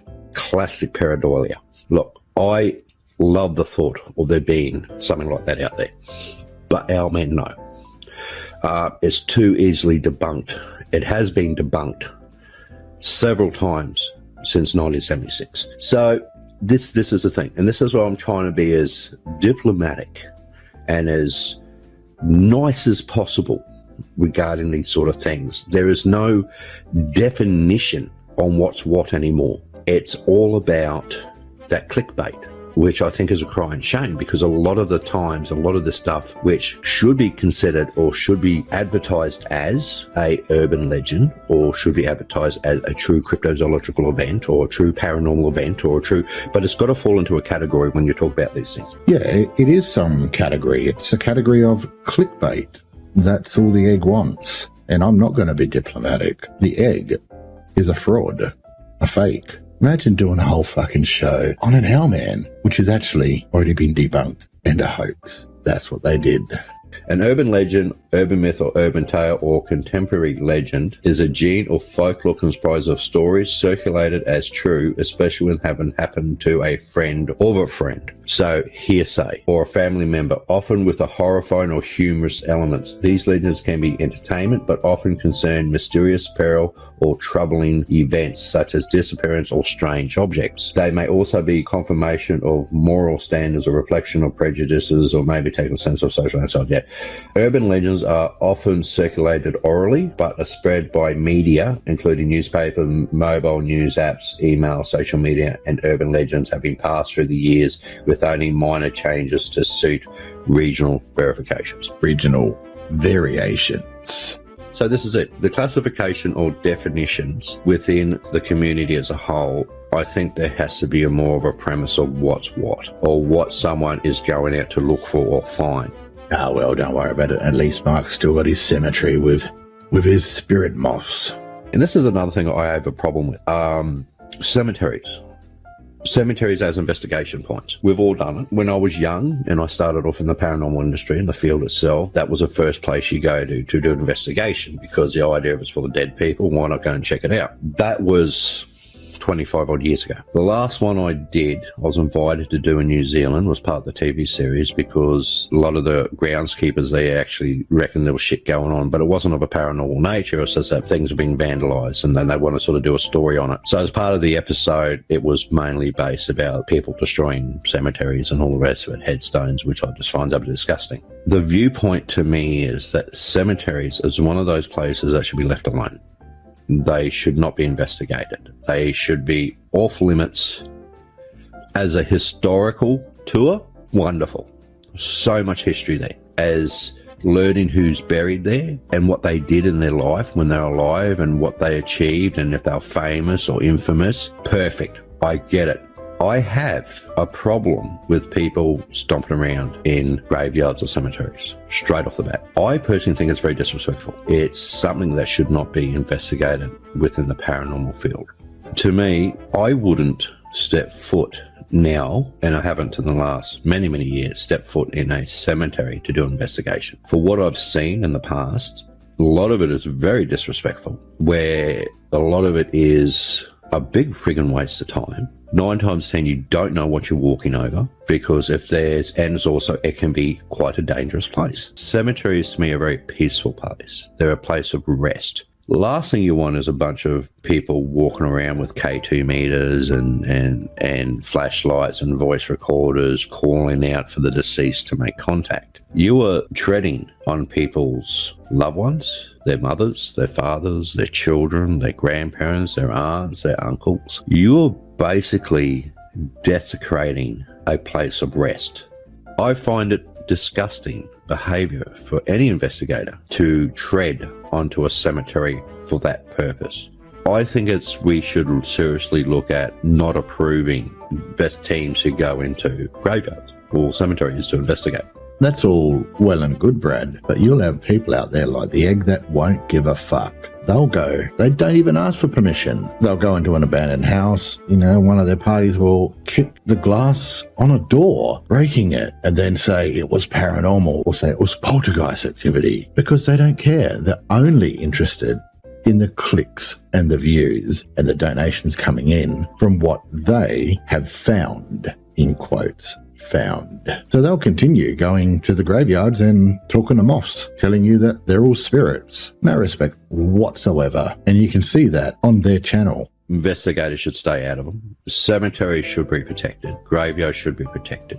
I think the process of what we're doing, and I use the Owlman as a big example tonight of how an urban legend can be misconstrued as being a true paranormal event, and the locations being used is very, very inappropriate. I'm not the paranormal police. People are going to have to make up their own minds on how they do things and how they conduct themselves. That's not my job. My job as a former investigator, former someone who's spent years in the paranormal industry, is to put my viewpoint across what I feel is right and what's wrong.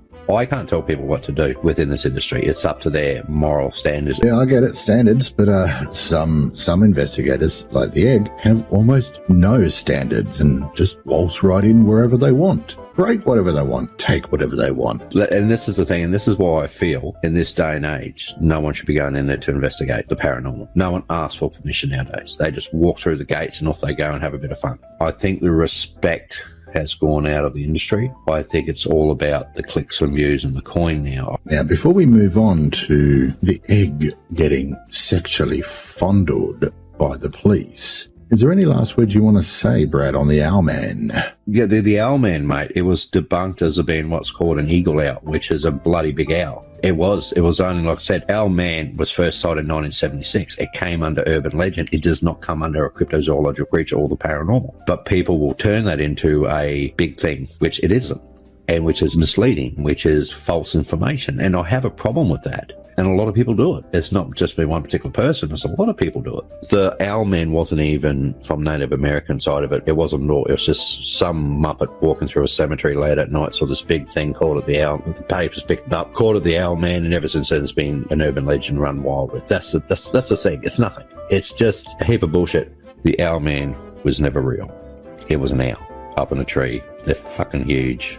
Someone mistook it as something because of the silhouette it produced, and the urban legend of the Owlman existed. It is not something that is at all of paranormal nature. It is nothing at all to do with cryptozoology. It is solely an urban legend that some pisshead probably made up walking through a cemetery late at night, yada yada yada. That has no history, it has no backstory, it has nothing to do with the culture or anything like that. The Mothman is the true cryptid in this story. It is the true individual, the true been around for bloody eons, known about the Native Americans. That's the difference. That's crypto. If someone wants to argue the point with me that it is a cryptozoological creature, then prove it to me. Give me the proof that I need and tell me otherwise. But there's too much proof out there that it was just an owl, literally an owl, a big ass owl, because they're located in that area. Let's look at the history. Let's look at what the location is before you go out there and make massive claims of the supernatural or paranormal, whatever. If it was me, if I was going looking for the Owlman, as I would say, listen, we're here to look at the urban legend of the Owlman that was spotted here in 1976. We're going to see if we can find any sort of evidence towards it, and possibility it could have been an actual animal. That's the way I would have put it across, not theatrical.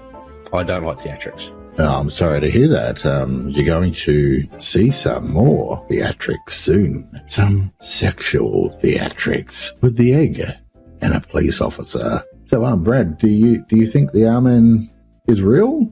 So I just debunked the shit out of that tonight with history and logic. Oh shit, Brad, don't bring up logic with the egg. Alright, speaking of the egg, let's bring him back on. Yeah, spamming the fuck out of the police. Isn't it funny? You got this big ass huge troll, Mr. McDavies, the egg himself, and he doesn't realise that if you put a video out saying that the police sexually harassed you, of course I'm going to troll the shit out of you. Of course I'm going to contact police on Twitter and ask them about it. Jesus Christ. And I never spammed them. It was one tweet. And how's that coming along? Have you taken them to court yet? Like you said, for them sexually harassing you? I was calm, and I remained calm throughout the whole thing. I reached for my camera to record it because I could feel that I was interacting with what I would call police corruption. I clearly shown he was coming towards me. I never approached him once. You heard him cry about the light in his face from my camera before he then proceeded to full beam me in my face yet again with a powerful torch. This affected my eyesight, and you could clearly see a second person to the right dressed in dark, what I would describe as a terrorist uniform, with tools of torture on him, basically. He had the headlight on, approaching me. He claimed to be the police. I had to obey. I had no rights whatsoever. I was then falsely accused of burglary, and I was falsely arrested. My rights were not even read to me, and yet they continued to question me. I was tortured on a false accusation. You see me with my hands handcuffed, that the officer who had the problem was aggressive to me at one point and jabbed his fingers towards my eyes with malice. So the whole thing for me was unlawful activity. I was no threat. They were a threat to me. They said they were not going to harm me or to assault me, and then they laid their hands on me and proceeded to torture me and assault me. I was also sexually assaulted by one of these officers, but I felt totally deflated during it, nearly 2 hours, because I was still in shock, to be honest with you. And that's it. And that was my experience with Devon Police. Fantastic, eh? Wow. You was trying to silence me. So, I repaid the favour on YouTube. No, I wasn't trying to silence you. I was trolling you, trying to show people that you can take shit, but also showing people how much you twist the truth in an attempt to play a victim. Now, there is a difference between trolling someone, exposing the truth, and trying to get their channel terminated. Big difference.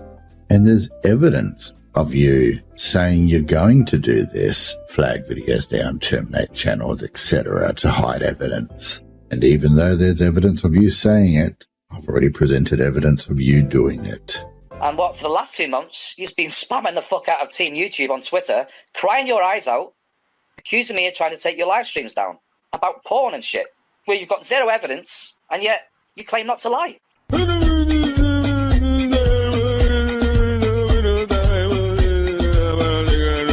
Don't worry about that. He doesn't want me to get his address. He's turned into a snowflake. He's crying about it. And I'm coming to take more of your videos down, so get ready. I'm going to start tonight. I'm going to go out of my way to start the process. His words from his live stream, which I only used a snippet of that live stream, which is fair use. It falls under fair use, and I will win the case. It doesn't fall under fair use. And the other stuff that you've uploaded, I'm going to strike that too, just because I can. But this time, I'm going to use the DMCA to take down your shit. And then we'll see who's laughing. Okay? We've only just begun to live.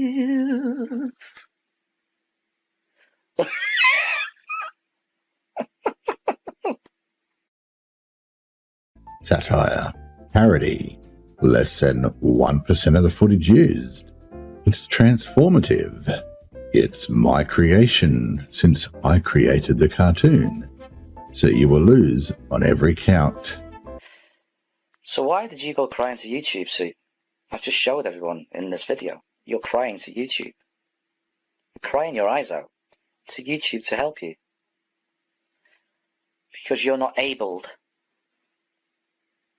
You're not abled.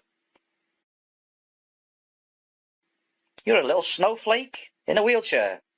Sorry, a lanky streak of piss in a wheelchair who is triggered. That's what you are. You've gone crying to YouTube.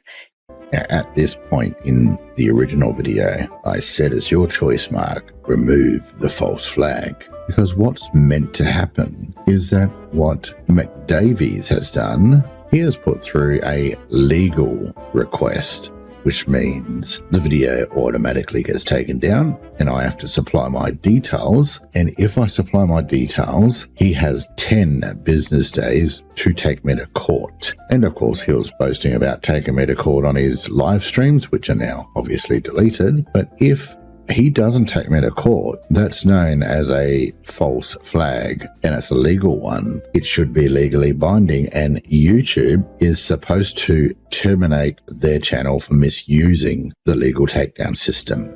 However, it seems like YouTube doesn't give a shit about trolls like Mr. Mark the Egg McDavies misusing their system.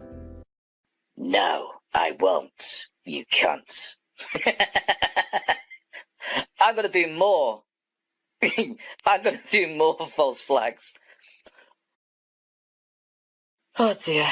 Prepare for more copyright strikes and privacy strikes. I am coming for you. Isn't it funny? In every video I do, I always present evidence. That's why the videos take so long. But when the Egg McDavies does a video, he either provides no evidence or makes it up. 99% of the time, he just flaps his mouth off and claims he's got evidence or things have happened. But he won't show it. He won't present it. Unless, of course, it's doctored. Now, in that 10 business days case, I waited the 10 business days. He never took me to court. I got the video back, so I won that appeal too. You claim to be a truthful person, and that you only provide facts. There's another example of your agenda in silencing me. And yet, Order of Magnitude talks about how people shouldn't be silenced and they should be heard. I don't have an agenda, Mark. That's what you don't understand. I'm not silencing you. Going to YouTube to ask them to stop you from false flagging my videos? That's not silencing you.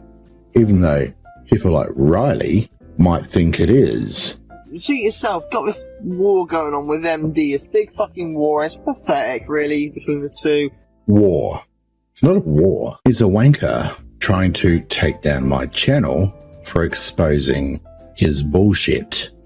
You know that, Riley. But because you're in the UK, you don't want MD to go after you. And I get that. I get that.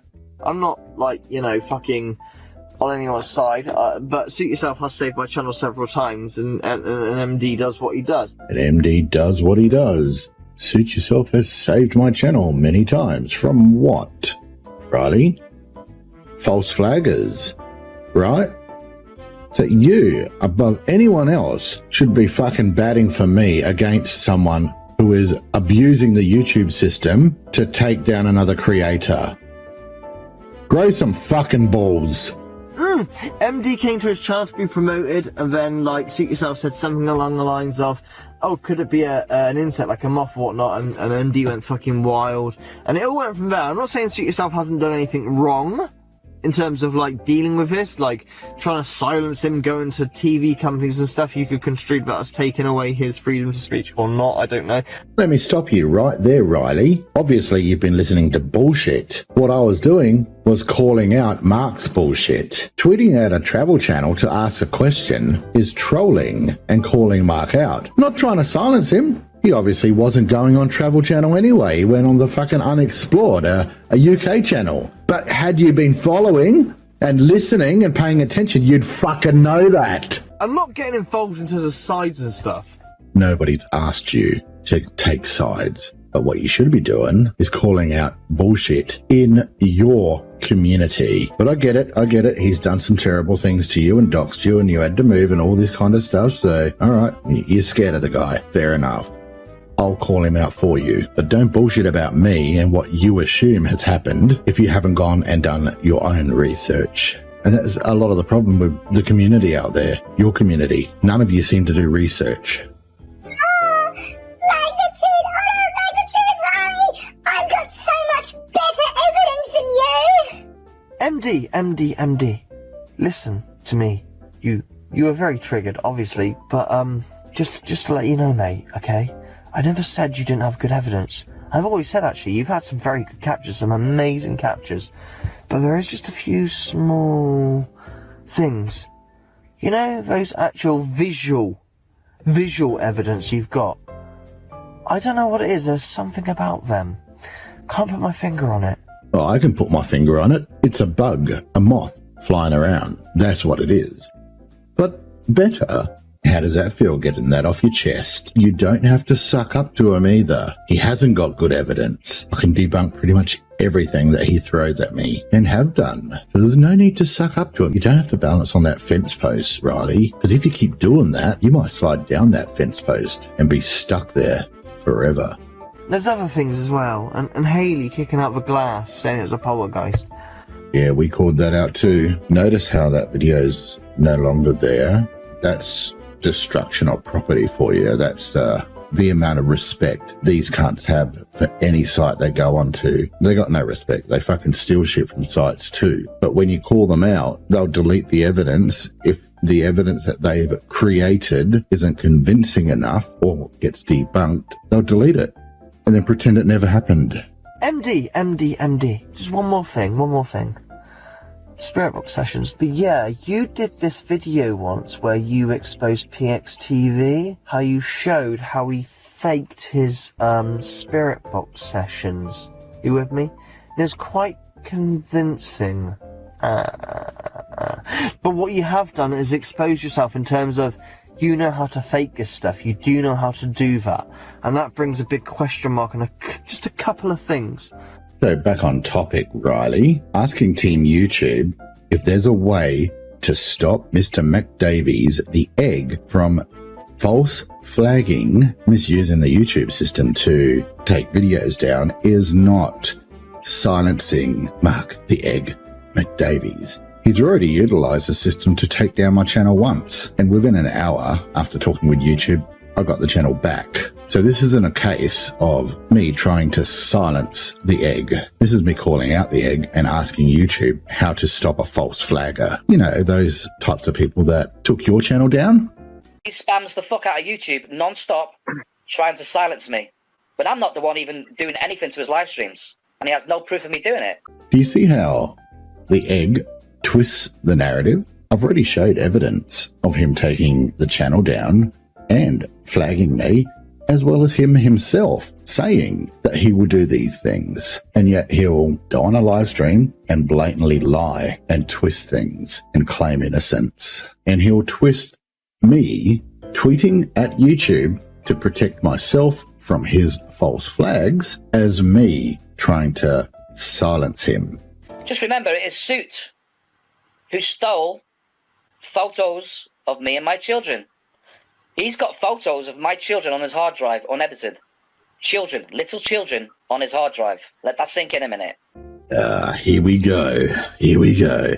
Mark loves to twist the narrative, and if he is able to twist a narrative into you being some kind of child pervert or sexual predator or deviant or child molester or pedophile, he will. He loves to use the term nonce, which is a UK slang term for pedophile. Unfortunately, that's what these type of people do when they have nothing that they can fight with, when they know they've been called out. When you use the truth and they've got nothing to defend, instead of owning their bullshit, they'll call you a nonce, a pedo. Classic examples, Queen of Spade, Mark McDavies, the egg.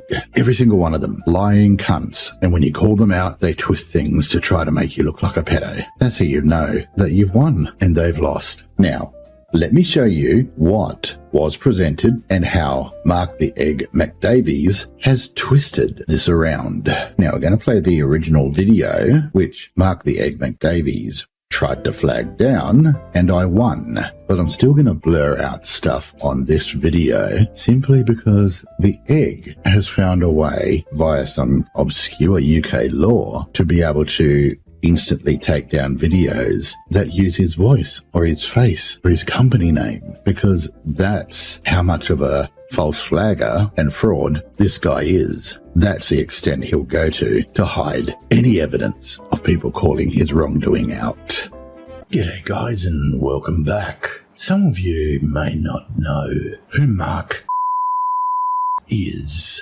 Let's give you a little refresher. Where's the money?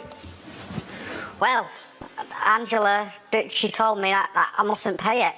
She telepathically. This lying con man, this egghead, is Mark.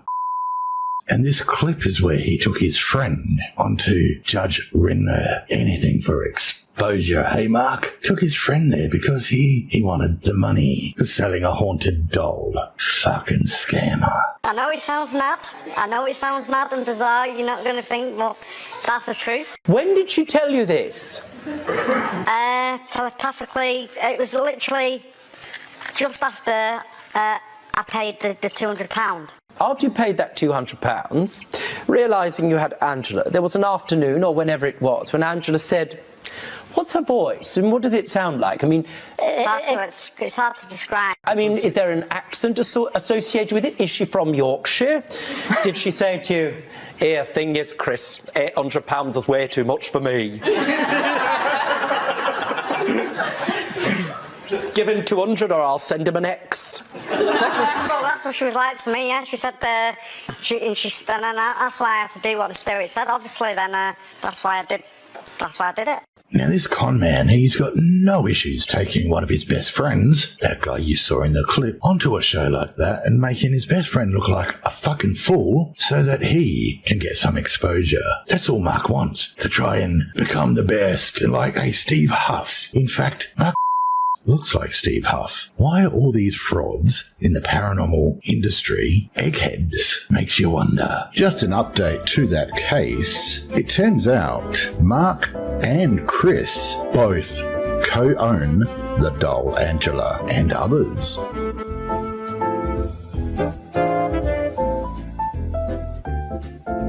I actually got the Mark comes in. He's actually co-owner in that. But yeah, I actually got him off him. So they went there knowing that it didn't matter if they won or lost, they were going to get £600 from this show.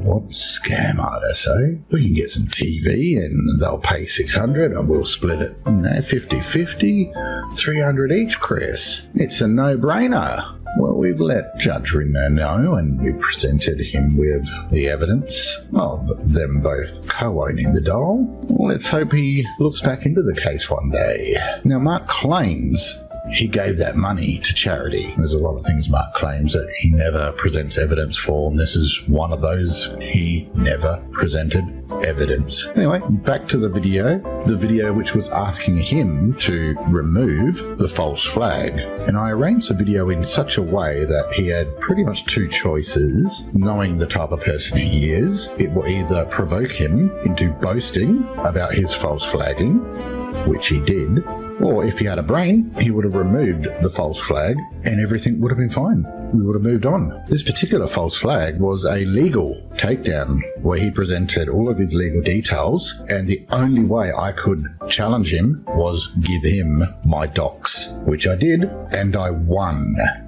So if you know that you're not going to take someone to court because you've got no fucking evidence, why would you ride the 10 days out to look like a fucking fool? The only reason to get my docs. Well, you've got that now. My front light's on. I'm still waiting, Mark. But let's have a look at Mark.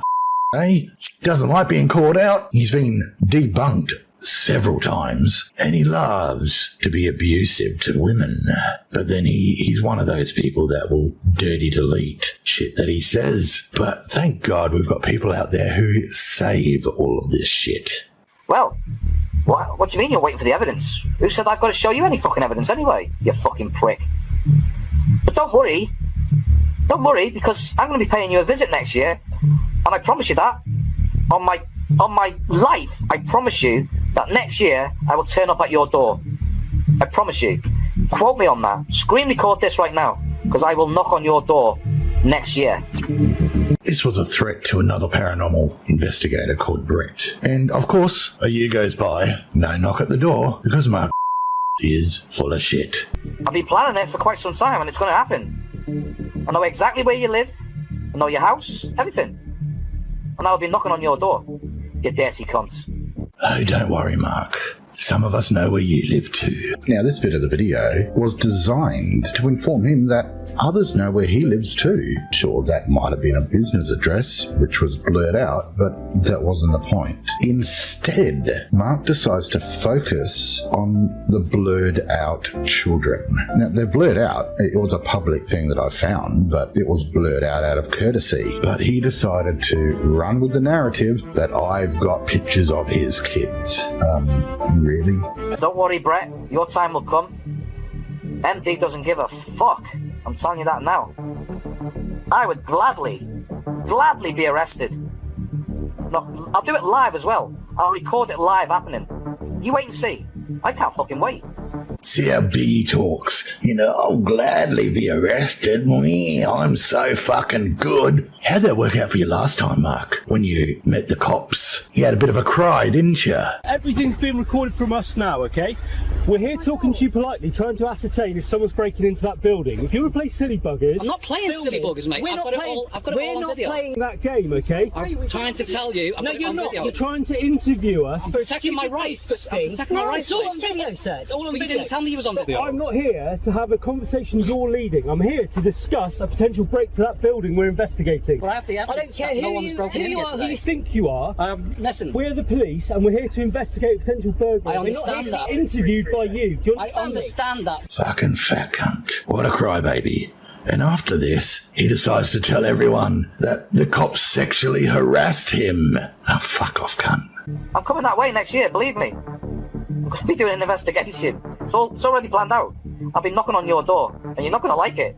You don't know when it's going to happen, but it'll be live, and everyone will see what a little shitbag you really are in life. There's just one of my verbal attacks and harassment of another person called Brett, but we've got quite a few of him abusing females, as well as people that are disabled.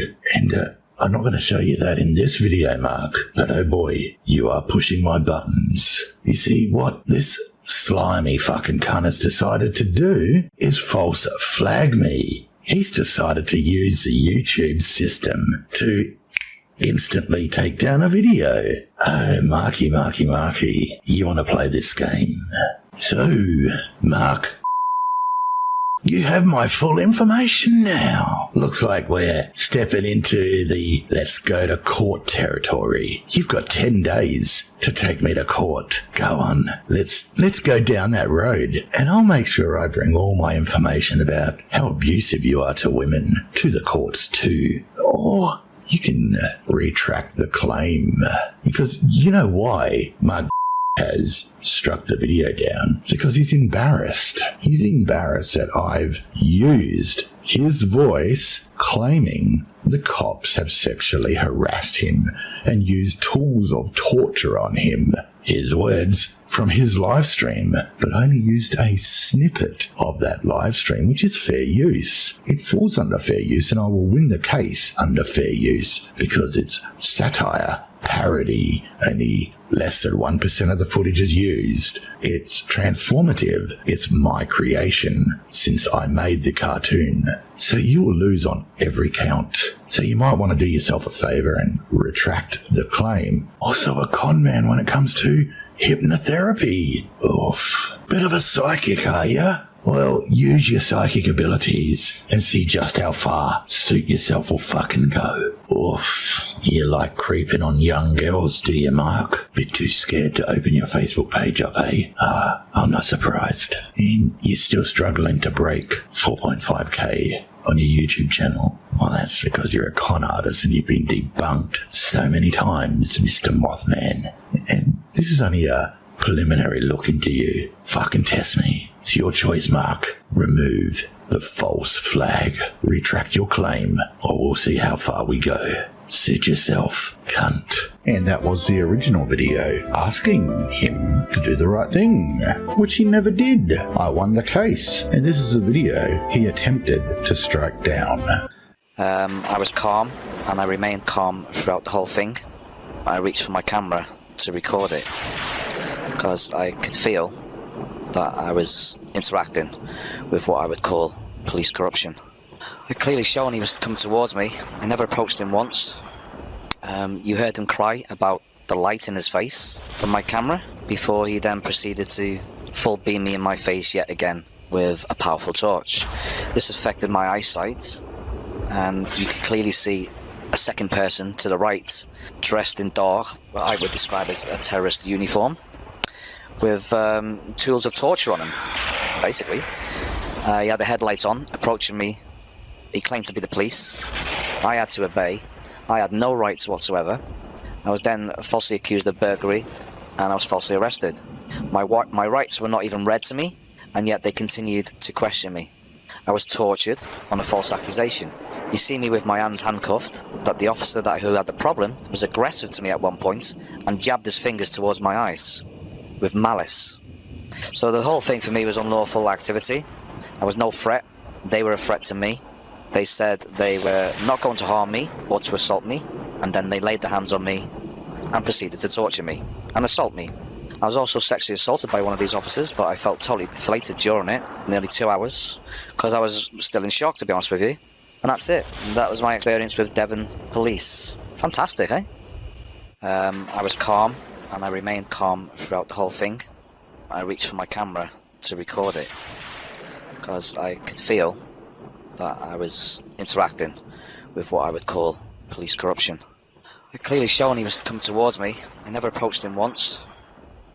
You heard him cry about the light in his face from my camera before he then proceeded to full beam me in my face yet again with a powerful torch. This affected my eyesight, and you could clearly see a second person to the right, dressed in dark, what I would describe as a terrorist uniform, with tools of torture on him, basically. He had the headlights on, approaching me. He claimed to be the police. I had to obey. I had no rights whatsoever. I was then falsely accused of burglary, and I was falsely arrested. My rights were not even read to me, and yet they continued to question me. I was tortured on a false accusation. You see me with my hands handcuffed, that the officer who had the problem was aggressive to me at one point, and jabbed his fingers towards my eyes, with malice. So the whole thing for me was unlawful activity. I was no threat.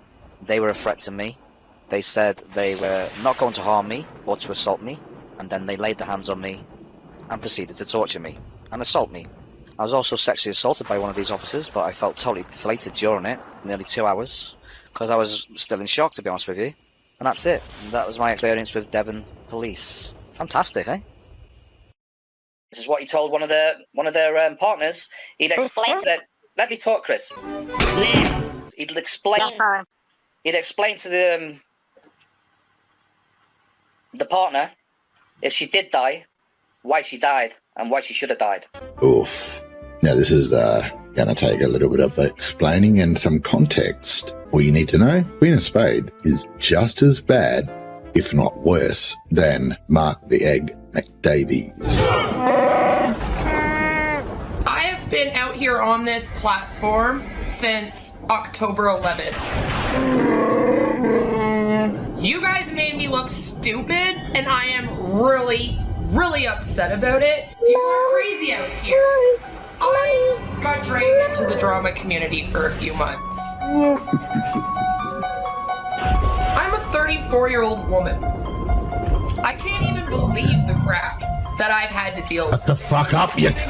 Because I'm sitting over here like, am I not dealing with a bunch of other grown-ass people? I better not be the only one in this community that thinks that this behavior is stupid and should stop.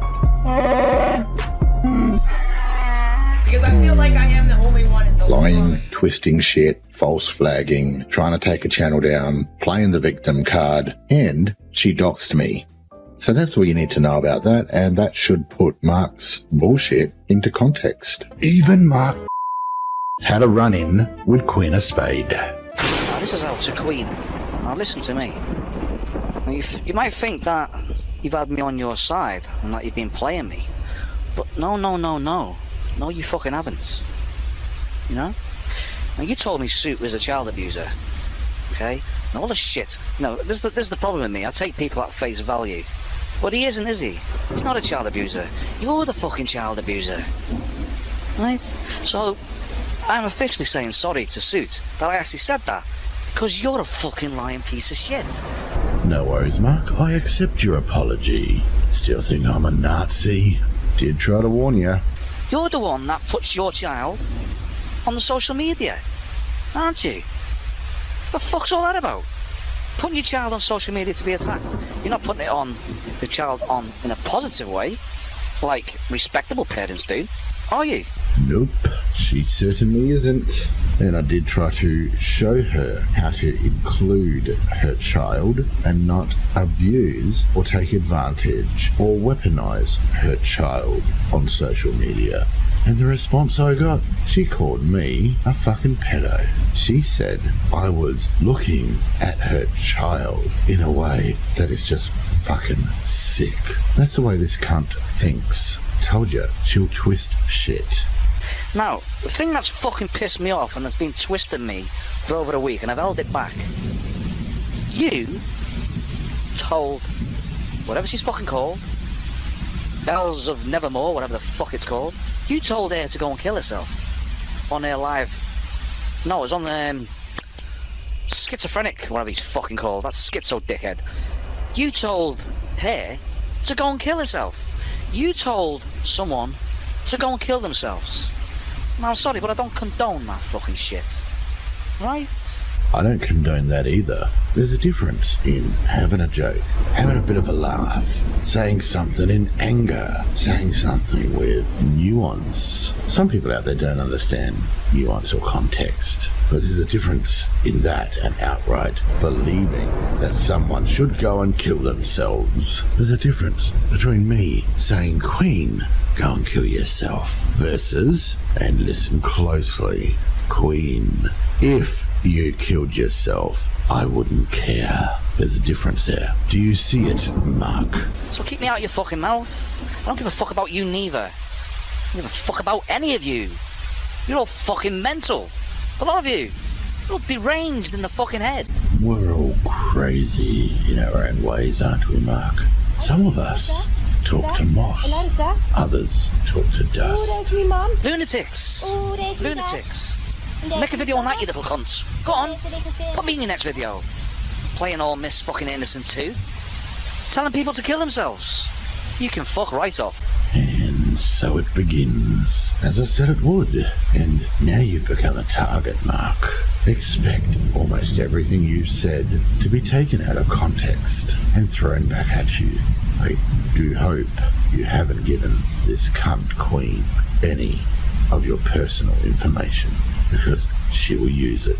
So how's that apology from Hayley coming, calling me a liar and derailing your promotional stream on my channel? Just asking for a friend. Moving on. Now, back when Mark and I were on semi-talking terms, he and I had a conversation in the comments. And he said, well, Mark, it is what it is and always will be what it is. And that is not a moth. Cheers. And I replied, I still don't understand how it is so hard for you to grasp the most simplest of things I say. I'll try again. One more time. There is a possibility that it may not be paranormal. Instead, a flying insect or moth. This is what it appears to be to me. That does not mean that it is what I think it is. This is something I am throwing out as a possibility other than paranormal. Yet you seem to not even want to entertain that possibility. I hope that was clearer. He replies, by the way, Queen said that I am you. Can you explain that? I am not you? Maybe she will understand. This is a common thing with Queen. She gets so many different people mixed up because she believes that I am Mark and this is a Mark, then we're both the same Mark.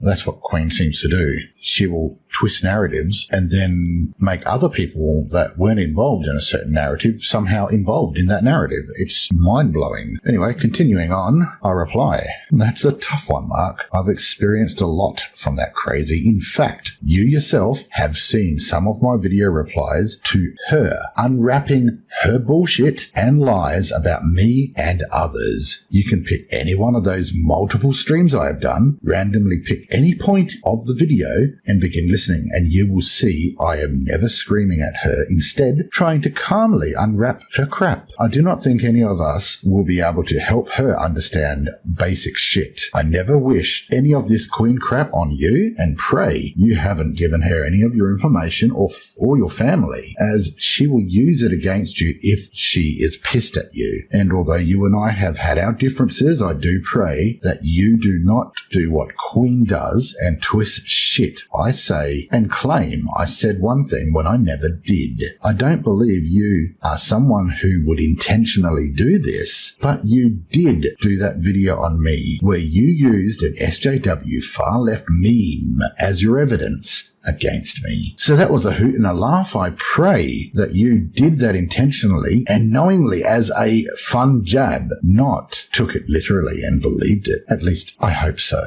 I still stand firm on what I said. My intentions on this stream to promote your channel was never to mock nor insult you, merely show other possibilities of what things could be and show others that you can take criticism. I am disappointed it ended up the way it has, but nothing is unrepairable. Well, Queen maybe. Lol. Now, this was back when I didn't believe that this cockhead would be just as bad as fucking Queen. He is basically a male version of Queen. Twisting shit, changing what was said, making up shit. It's unbelievable. So continuing on, I added, also after speaking with you and having a laugh with you on a few streams prior, I know you're not dumb. I know you understand that YouTube has bugs and crap. I'm sure you've encountered a few of them yourself, such as comments disappearing, which you never deleted and crap like that. With that in mind, I have to believe that you understand that after showing evidence live on my stream that this friend of Hayley's was not in my block list, I have to believe that you are smart enough to put two and two together. If Hayley is not lying and her friend is blocked, and if Sid is not lying, showing that said friend is not on the block list, then the only plausible outcome is that YouTube itself is screwing up. Therefore, I never lied about having the guy blocked. He wasn't in my block list. Hayley wasn't lying either. Not that I ever said she was. So all this screaming from Hayley and Nikki New in my live chat whilst trying to run a live stream promoting you was just unneeded and probably fueled your anger at me. Anyway, I'll leave it there and let you read over this a few times. Have a good day, mate. And I add,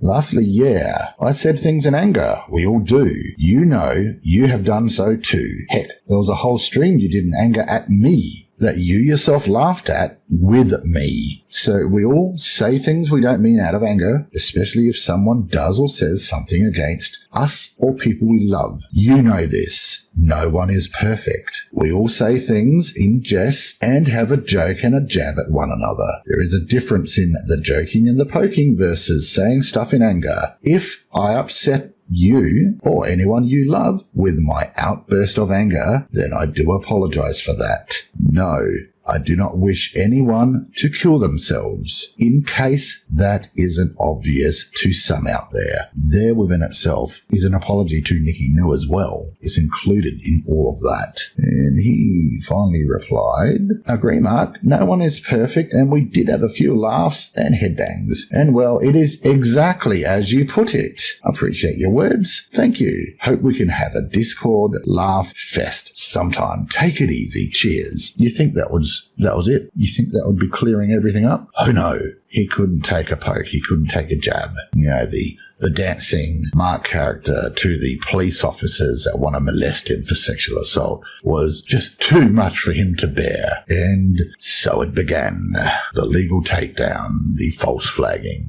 Now, all of that was from the original video. But do you realize that now Mark actually denies replying to me and writing any of that, any of those messages? No, he denies it outright. He claims I have fabricated this interaction between him and me.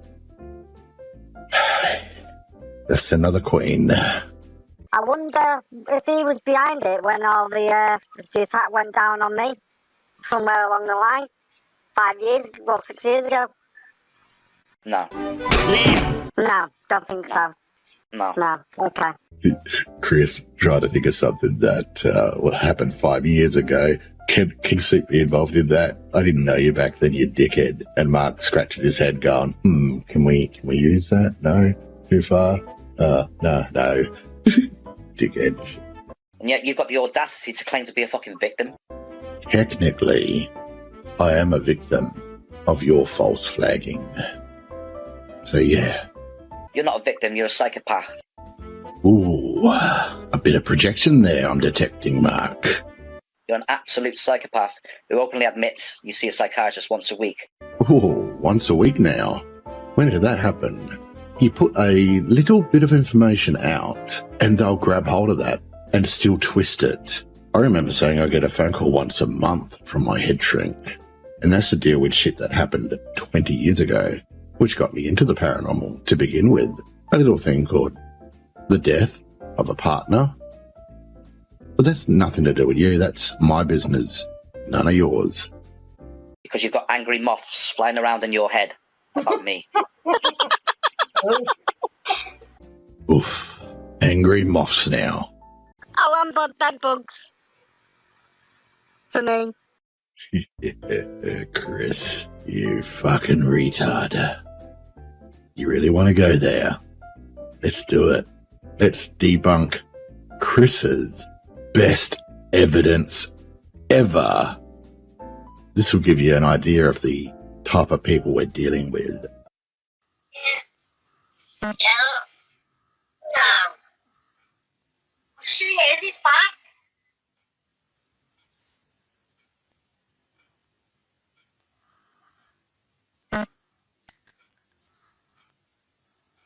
Oh, no, it's on the hat now. No. Oh. That's here, man.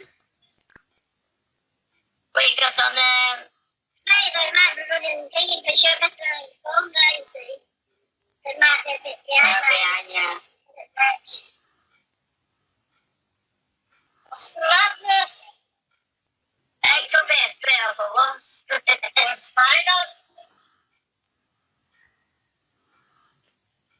I don't see like that.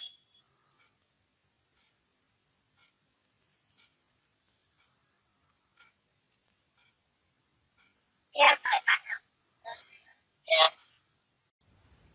Oh boy. Alright, let's play that back again. So, what you've got is three Muppets in a dirty caravan. Alright, you've got the camera pinned up looking down at the three, and they're live streaming. And they're looking at it through their mobile phones, so Chris can't see that ghost of Angela that's on his hat. So he's looking at the mobile devices and he's like all amazed that he's captured this amazing ghost.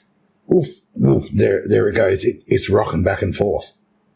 Let's rewind that for a moment, because the ghost shouldn't be rocking back and forward at the same time as everything else in the caravan unless it's some kind of bug on the camera lens.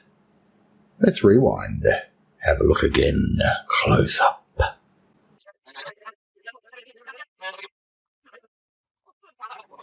Alrighty, we've zoomed in. And he crashes, and the bug moves with the caravan, which is attached to the camera. Zoomed in again, and let's zoom in again. Debunked. It's on the camera lens. This is the type of shit no one should have to debunk. They've got equipment at home that they could bring their own footage in, go through it frame by frame, zoom in, and debunk it themselves. It shouldn't be up to me or anyone else to have to do this. This just shows you how retarded and lazy these type of people are. But I'm not finished. Let's go again and really embarrass the shit out of him. I want the bed bugs. For me. What's that? Yeah. Yeah. No. Well, she is. He's back.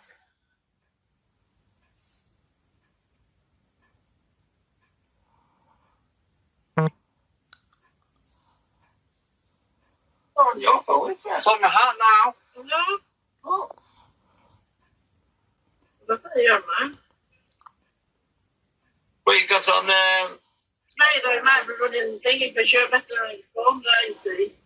Alright, so we've played around with the image a bit, zoomed in, switched it around negative so you can see the bug in black instead of white. If you pay attention, you can actually see the legs moving. And this is on the camera lens, because when he sits down, the bug shakes at the same time as he shakes. So just keep that in mind. This is a camera lens. Okay, so we've zoomed in again, so you can see the little legs moving around. Remember, this is a bug that is on a camera lens. Now, what kind of a bug do you think is small enough to crawl on a camera lens in a dirty caravan? Could it be a tick? Could it be a small spider? Could it be a mite? And someone actually suggested it was a crab escaping from his nether regions. But it looks like it could be a bed bug.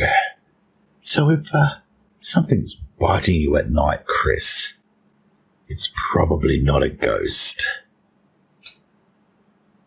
Absolute fucking muppet. I want the bed bugs. For me. Don't want to look like a fucking idiot? Debunk your shit. You think about you stealing photos of children, having them on your hard drive, and then saying that you're a pedo protector, or protecting people from pedos, when you're a fucking predator. You are a predator. You've got pictures of children on your hard drive. Ooh, here we go again. We've already been over you've downloaded my pictures and got them on your hard drive.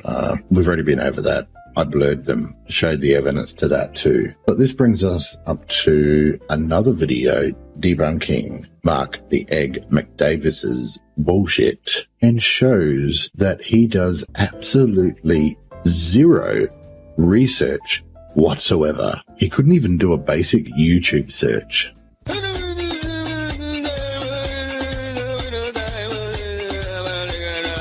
he boasting about someone being a pedo and that they killed themselves? That's right. Where's the evidence? Where's the evidence that he's an actual pedo? Where's the evidence, Sue? Where's the evidence, Sue? Where's the evidence, Sue? Where's the evidence, Sue?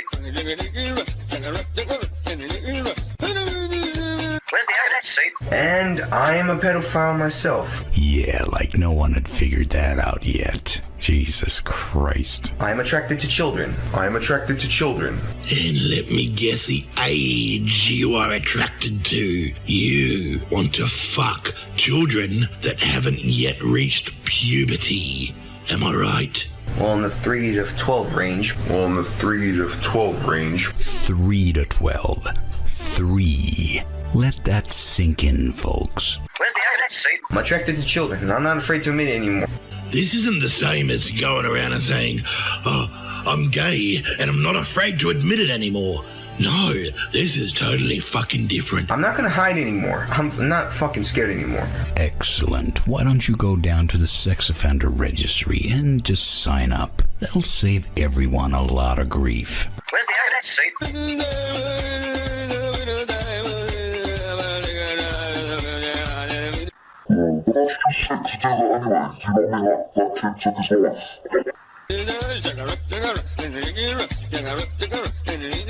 Let that sink in, folks. I mean, if you, Mark the Egg McDavies, want to take it up with Undoomed, I'm sure that he'll be more than happy to accommodate you. Fucking moron. Hey, moron. You fucking idiot. Your ass is mine, douchebag. Douchebag.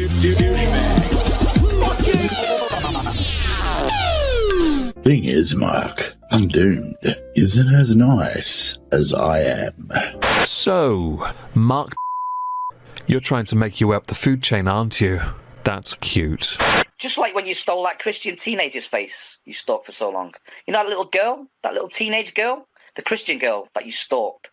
At this point, I'm wondering, what the fuck are you talking about? Who are you talking about? I'm scratching your head? I mean, he twists stories and shit so much that even I have to decode what the fuck he's talking about when it's to do with me. Remember? When you sold her face on your merchandise. And now it all comes together. You're getting your information from Queen of Spade.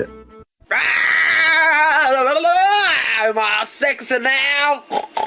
Jesus Christ. Number 1, wasn't a teenager, was an adult. Number 2, got no fucking idea if she is Christian. And number 3, it was to expose a fake victim of Anesian.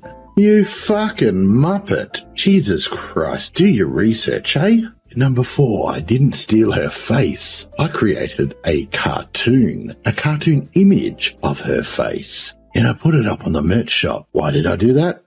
To show what was more important to these so-called victims. Anyway, I got my answer and I proved my point. And it wasn't put up there to sell the merch, that's for sure. But your little pea-brain wouldn't be able to comprehend the bigger picture. But nice try, getting your information from Queen of Spade. Oof.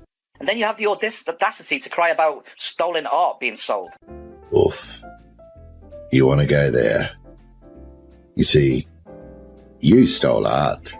You put it on your shop to sell. I created art. There's a difference between creating your own art and stealing art. Pity you don't understand the difference. Oof. A double thumbs up. Oh, no. This one is dedicated to the biggest liar out there. Again, evidence, please. Provide proof where I have lied. So if I zoom down, you'll see the shop. At the top is Mum. 22, that's the actual shop they run. So wow. he took that and, oh, God. Off.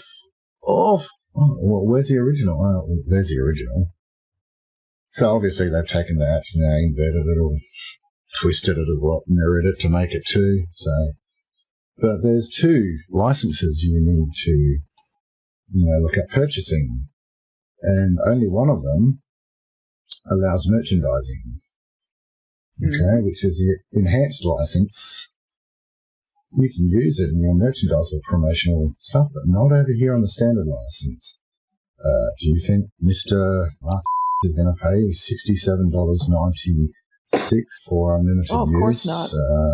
for printing, advertising and merchandising just to make an oof joke. I don't think so. I try to live my life every day. Keep out of strife, come what may. I try to do unto others as I'd have them do to me.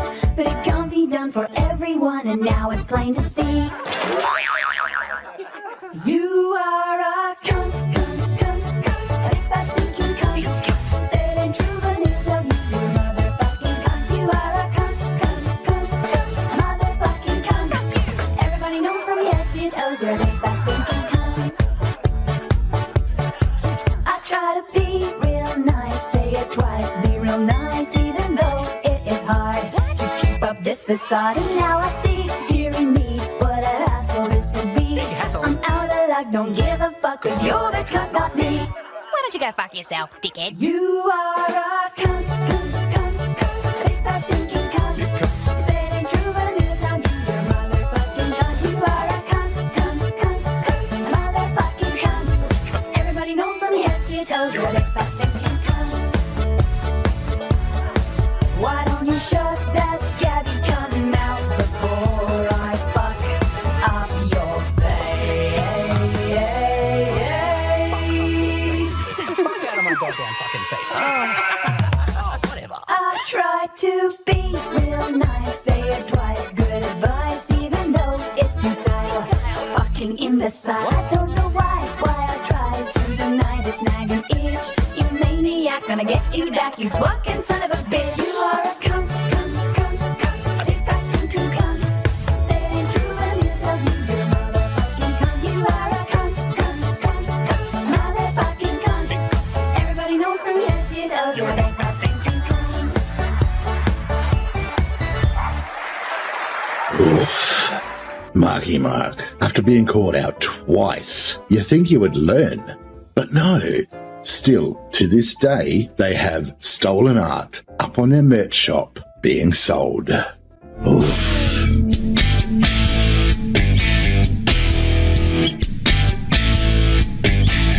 Dirty, cheap, and mighty dumb thief. That's just who I am. This is peasantry 101. Understand?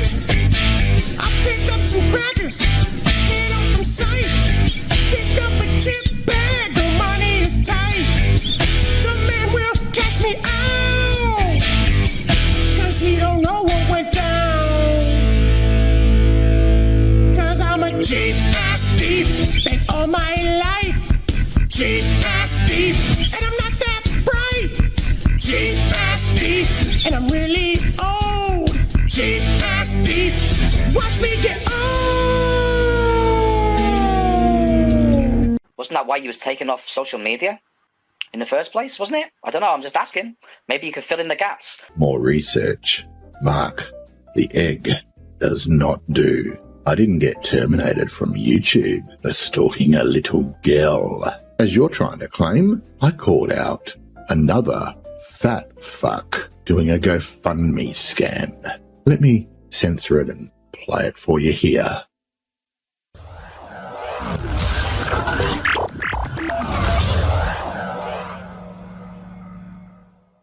G'day guys and welcome back. There's nothing that pisses me off more than a lying fucking cunt. Actually, there is.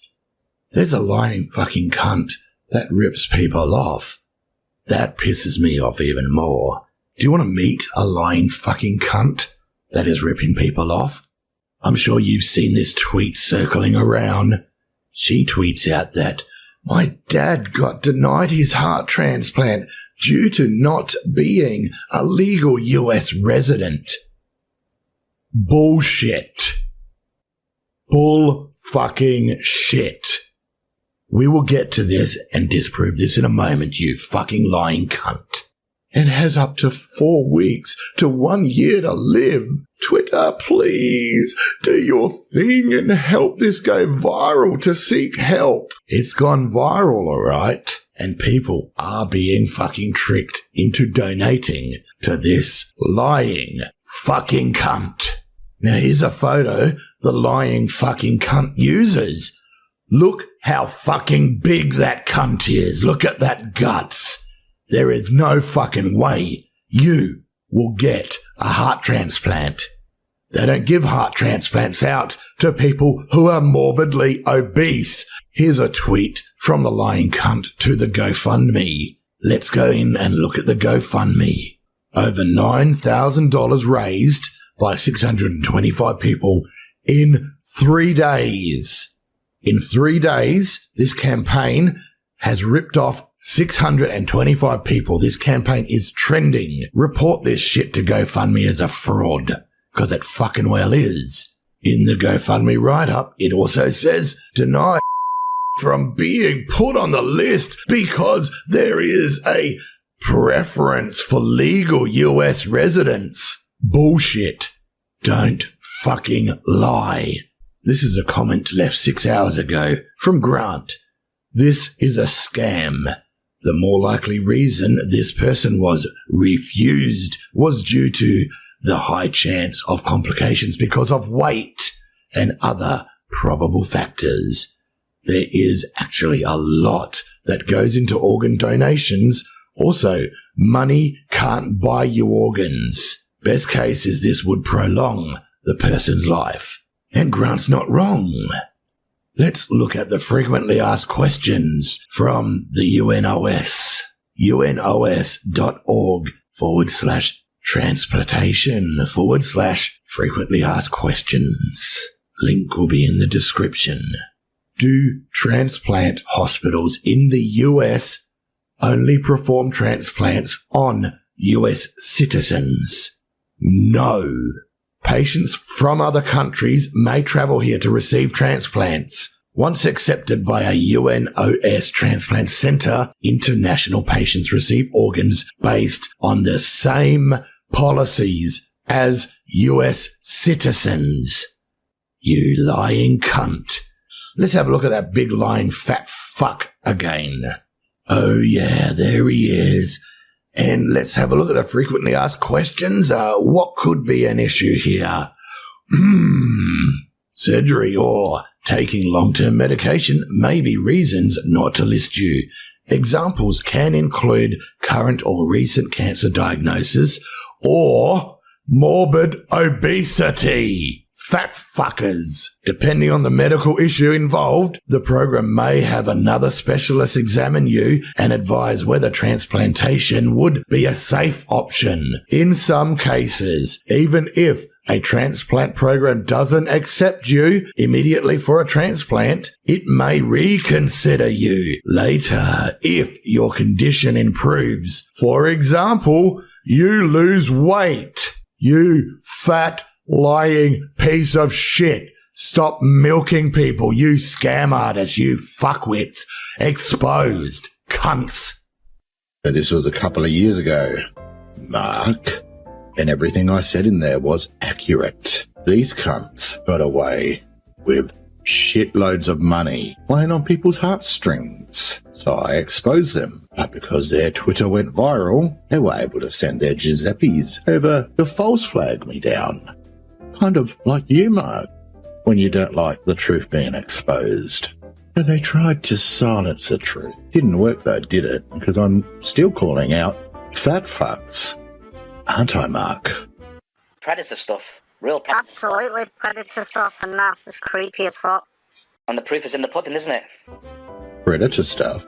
What? Going after scammers, liars, frauds, fakes, thieves? I don't think so. And proof is in the pudding? I'm still waiting for you to provide the pudding. And now he claims I'm done, that I'm over. Yeah, I do. And you are. It's done. You're over, Mark. Whenever anyone tries to find out information about you, they're going to find out all of this information on you. Really? Yeah, really. I'm done, I'm over? Yeah, you are. My subs keep going up, dickhead.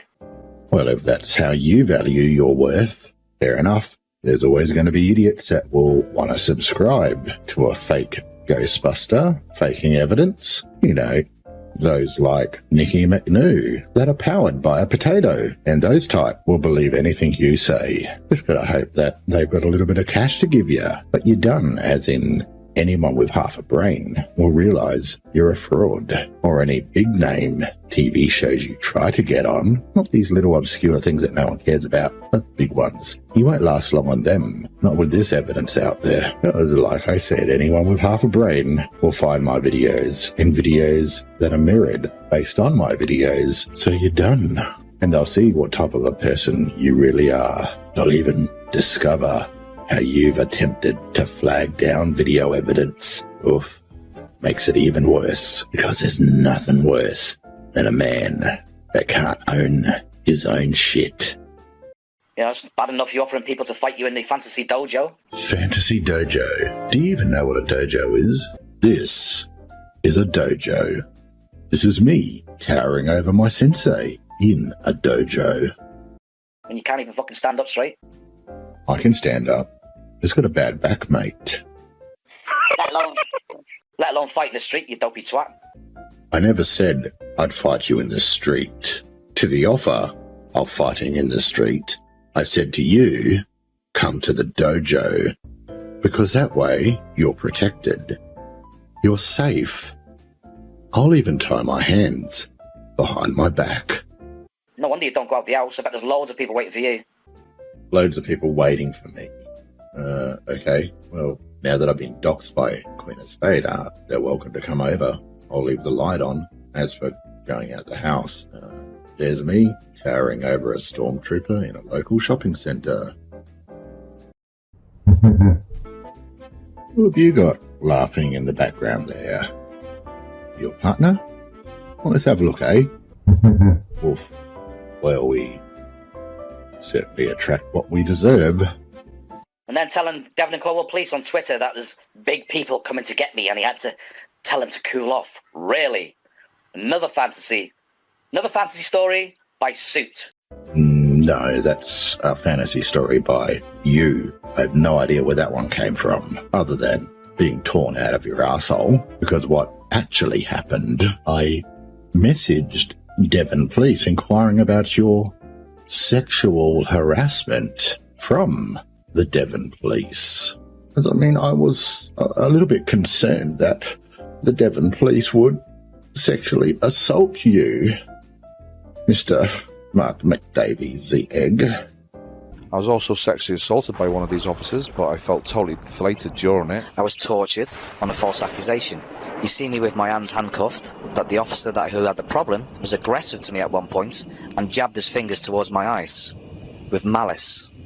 So the whole thing for me was unlawful activity. I was no threat. They were a threat to me. They said they were not going to harm me or to assault me, and then they laid their hands on me and proceeded to torture me and assault me. I was also sexually assaulted by one of these officers, but I felt totally deflated during it, nearly 2 hours, because I was still in shock, to be honest with you. And that's it. And that was my experience with Devon Police. Fantastic, eh? And then making false reports to the police, then begging people to come forward to make victim reports. All the victims, all the people that I've actually got rid of. You really want to go down this road? Okay. Begging? No. Just standing up to a bully. A bully who has been harassing many women out there. Now, it's not a false report if it's true. And I didn't have to beg these ladies. I simply said, grab your evidence, go down to the police, report, and make sure you mention this report number so that they, the police, can put it all together. You see, Mark, I'm actually just giving these women a voice to stand behind, to stand up to an absolute fucking muppet. If you've got a real opinion that counts as his opinion, you won't be allowed on his channel to air that opinion. If you've got a real opinion that counts as his opinion, you won't be allowed on his channel.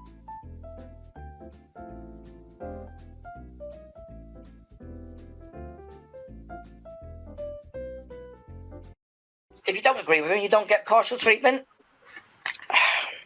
No, you get blocked. Let me try to explain it to you idiots. If you're a moron, or a troll, or just not worth my time, you're going to get blocked. I don't care if you got a different opinion to me. I've got heaps of people that don't agree with me that are in my Discord. We argue all the time. But they're not morons.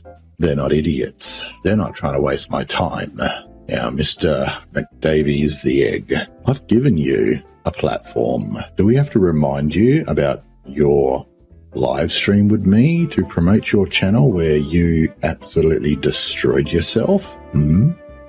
He doesn't understand open debate. As said before in this live, I've offered him on here numerous times. He'll make another video tomorrow. Mark, your idea of open debate is to have someone on your channel and scream at them. I'm not interested in that. Besides, I've had you on my channel. I've tried to promote your channel. You destroyed yourself. You've had many chances to deal with me live. I'm no longer interested. There's no point crying about it now. And Chris, I can only do videos like this so fast. Have a bit of patience. I will show your bed bug. Don't you worry. And Suits are saying he's still getting his fucking PayPal link out every 2 seconds. Donate to me. Donate for what? What? To listen to lies. What a good idea. It's about time I get my PayPal link out, isn't it? You know, so people can donate and support the channel. And you did ask me for what? Well, to support me in calling out liars, frauds, fakes and thieves. Like yourselves.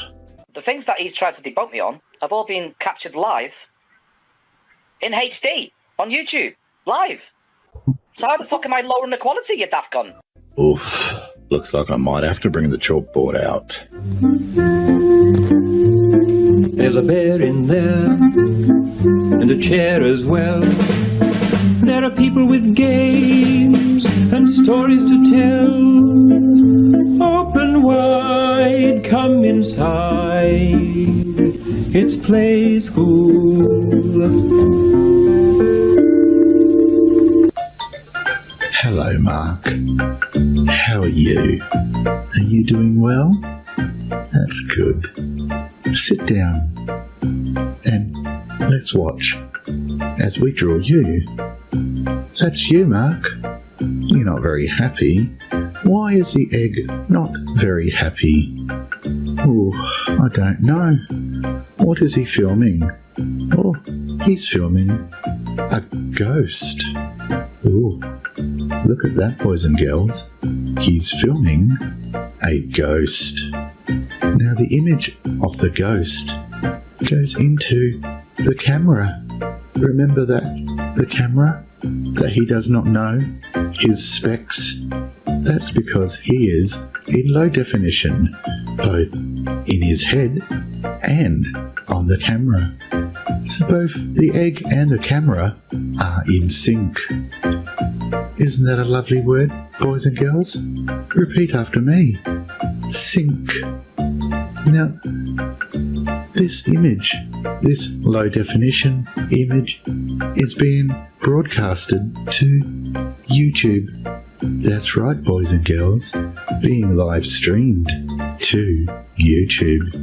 Now, YouTube, boys and girls, that's being broadcasted out to you on the internet in high definition. That's right, boys and girls. High definition is coming from YouTube to your computer. But what's going into YouTube is most certainly not high definition. Does that help? I hope so.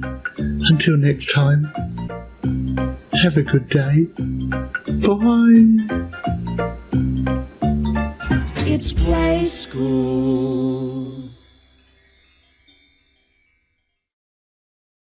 But at the end of the day, you know, you're getting me attention. And at the end of the day, that's what it's all about, isn't it, Mark? Just what a show pony wants. Attention. But is it the right attention? Is it the attention you really want? Nobody got paid for doing that show. No, I didn't. No. I turned down. Listen, is this not right? I turned down, right, $2 fucking grand for an American production company who wanted to buy the rights to that Owlman stuff. Yeah, that's right, you did, Mark. You did. You turned it down. Would you like that, Spike? Huh? Would you like that? Huh, Spike? Is that right, Haley? I've seen the proof on that as well. Oh shit! Now Mark Davies is claiming to own the rights of the Owlman story. An Owlman story hoax, the urban legend that has been debunked. He owns it now, guys, so that he can sell it or not. He can sell the story. Oh shit! Well, I saw the evidence of that. Yeah. Oh, Haley, yeah, chime in. Oh yeah, I saw it too. Fucking idiots. Oh shit! A collaborative lie. That's how bad these guys are. What the fuck are you doing tweeting to fucking paranormal expert? What the fuck am I doing tweeting a paranormal expert? A paranormal expert that debunks frauds and fakes. No one help him out on this one. Do you really think these experts are going to go, oh, thank you very much, Sue, for giving me all that information. I'm just going to pack in my job now because, you know, you're the man. Is that what you think's going to happen? Is it? Is that why you think I tweeted a paranormal expert? Someone who's famous for debunking frauds. Okay. Don't worry about it, Mark. I'm sure you'll be fine. He's in his brain, he thinks what's going to happen. Now, I've included this bit because we've got a dimwit that's going to try to explain to you all what's happening in my head. Is that he's going to do that and they're literally going to go, right, we're not going to work with Mark ever again, or, you know, Chris or whatever, you know. That's exactly what he thinks in his brain. But, you know, we were told by the TV company when we were doing it that it's, you know, this could end up causing you a lot of, you know, getting attacks and, you know, on, you know, from YouTube and stuff like that. And we even signed it and agreed to it that we already know that, you know, and, you know what I mean? So they already know what happens. And they're not going to listen to some little sad little man who's sat behind a keyboard and literally thinks he's a frigging, you know, top specialist in the paranormal when he's not. Oh, shit. The comedy writes itself. You almost don't have to debunk them. Just let them talk. They'll destroy themselves. I never said I was a top specialist in any field. You don't need a top specialist in any field to debunk retards. But, Chris, this is all I heard. You know, so whatever, you know, that's, but, you know, that, it's, you know, the, you know, and, that, you know, and, you know what I mean? So, you know. Chris, you think it can't get worse? Just wait, okay? It does, I'll show you. He's not spiritual aware anyway of his surroundings. I'm not spiritually aware of my surroundings. Oh, shit, oh, wait, it gets worse. I mean, better.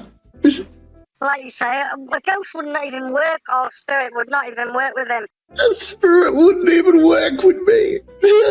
Oh. Spirits know who to work with, you know. Spirits know. It's the truth. They know who to work with, bro. They know who to work with.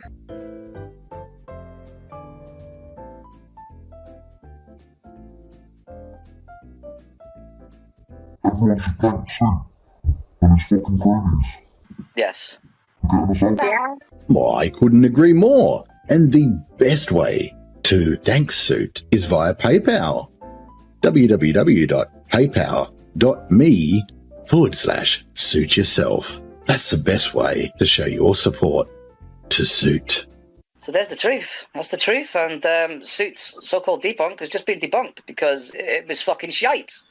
And now we're circling back to stuff we've already covered. But this is Mark the Egg McDavis' brain. And he even speeded up the parts which showed Chris right next to me when that was captured. Fucking hell. We sped it up because there was nothing to show. And we've shown that within this video. Because he didn't want you to hear it. He didn't want you to hear him next to me. And we showed that there is nothing to hear as we enhanced the audio. So your debunk of my debunk has been debunked. Chris was clearly next to me, but you fast-forwarded it, didn't you, you dopey cunt? Because you didn't want anyone seeing that part, did you? No. Because you knew that couldn't be debunked. But everyone just watch the video and you'll see for yourself. Chris is right next to me. I did not even see that figure. I've already debunked this and we've shown it at the beginning of the video, and I actually enhanced the audio, but we'll play it again just to rub it in. And the camcorder, obviously, you knew it broke when I fell. And obviously, it broke when I fell. Something moving in them trees.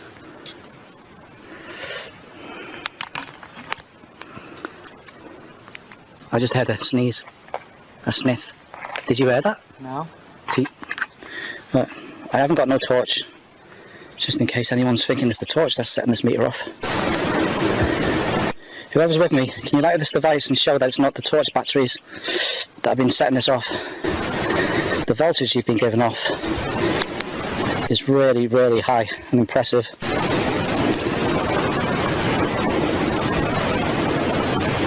I know it takes you some time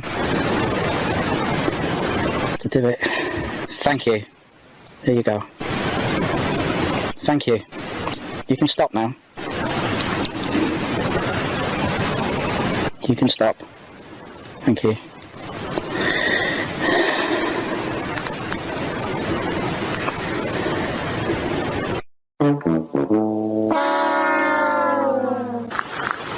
It's gone.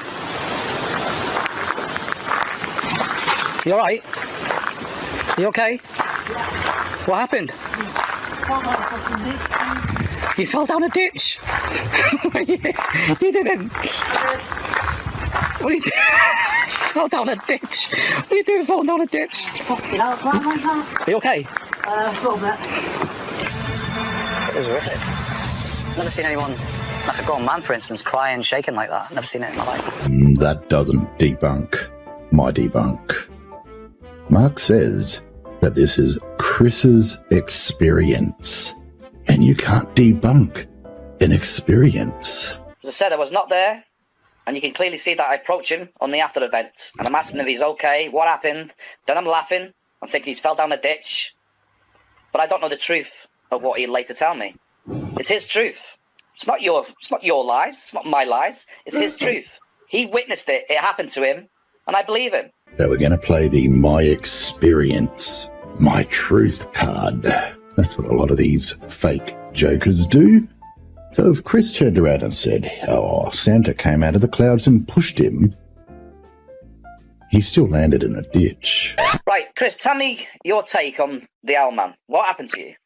What happened? Well, I remember, I came around, you went off and did your investigation, and I was on around the other side. And I just remember provoking the Owl Man.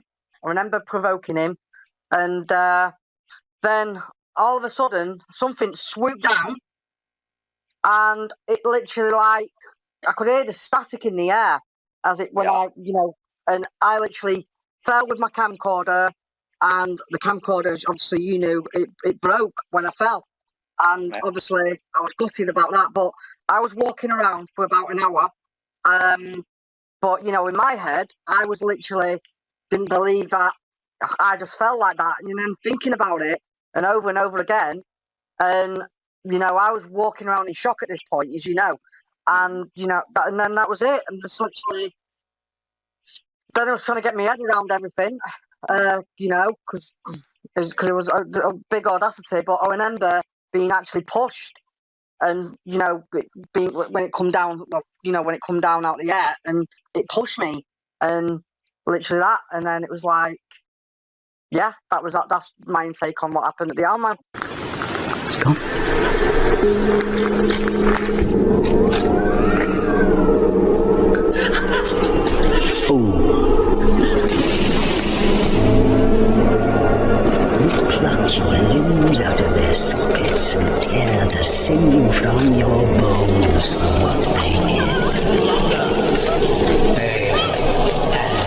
will suffer long and live.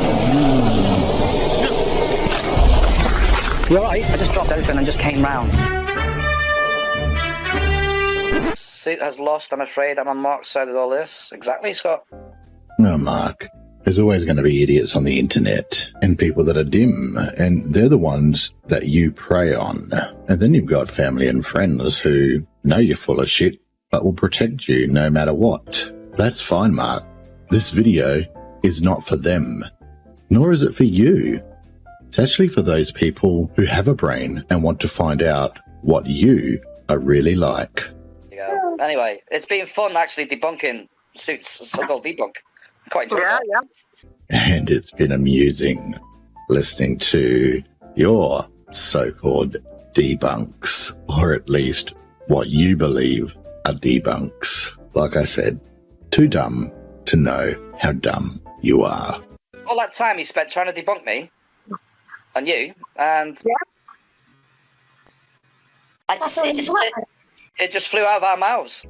I think we know what has flown out of your mouths. Because, you know, when you tell the truth, you don't have to lie, do you, Sue? You're absolutely right. When you're telling the truth, you don't have to think much, do you, Mark?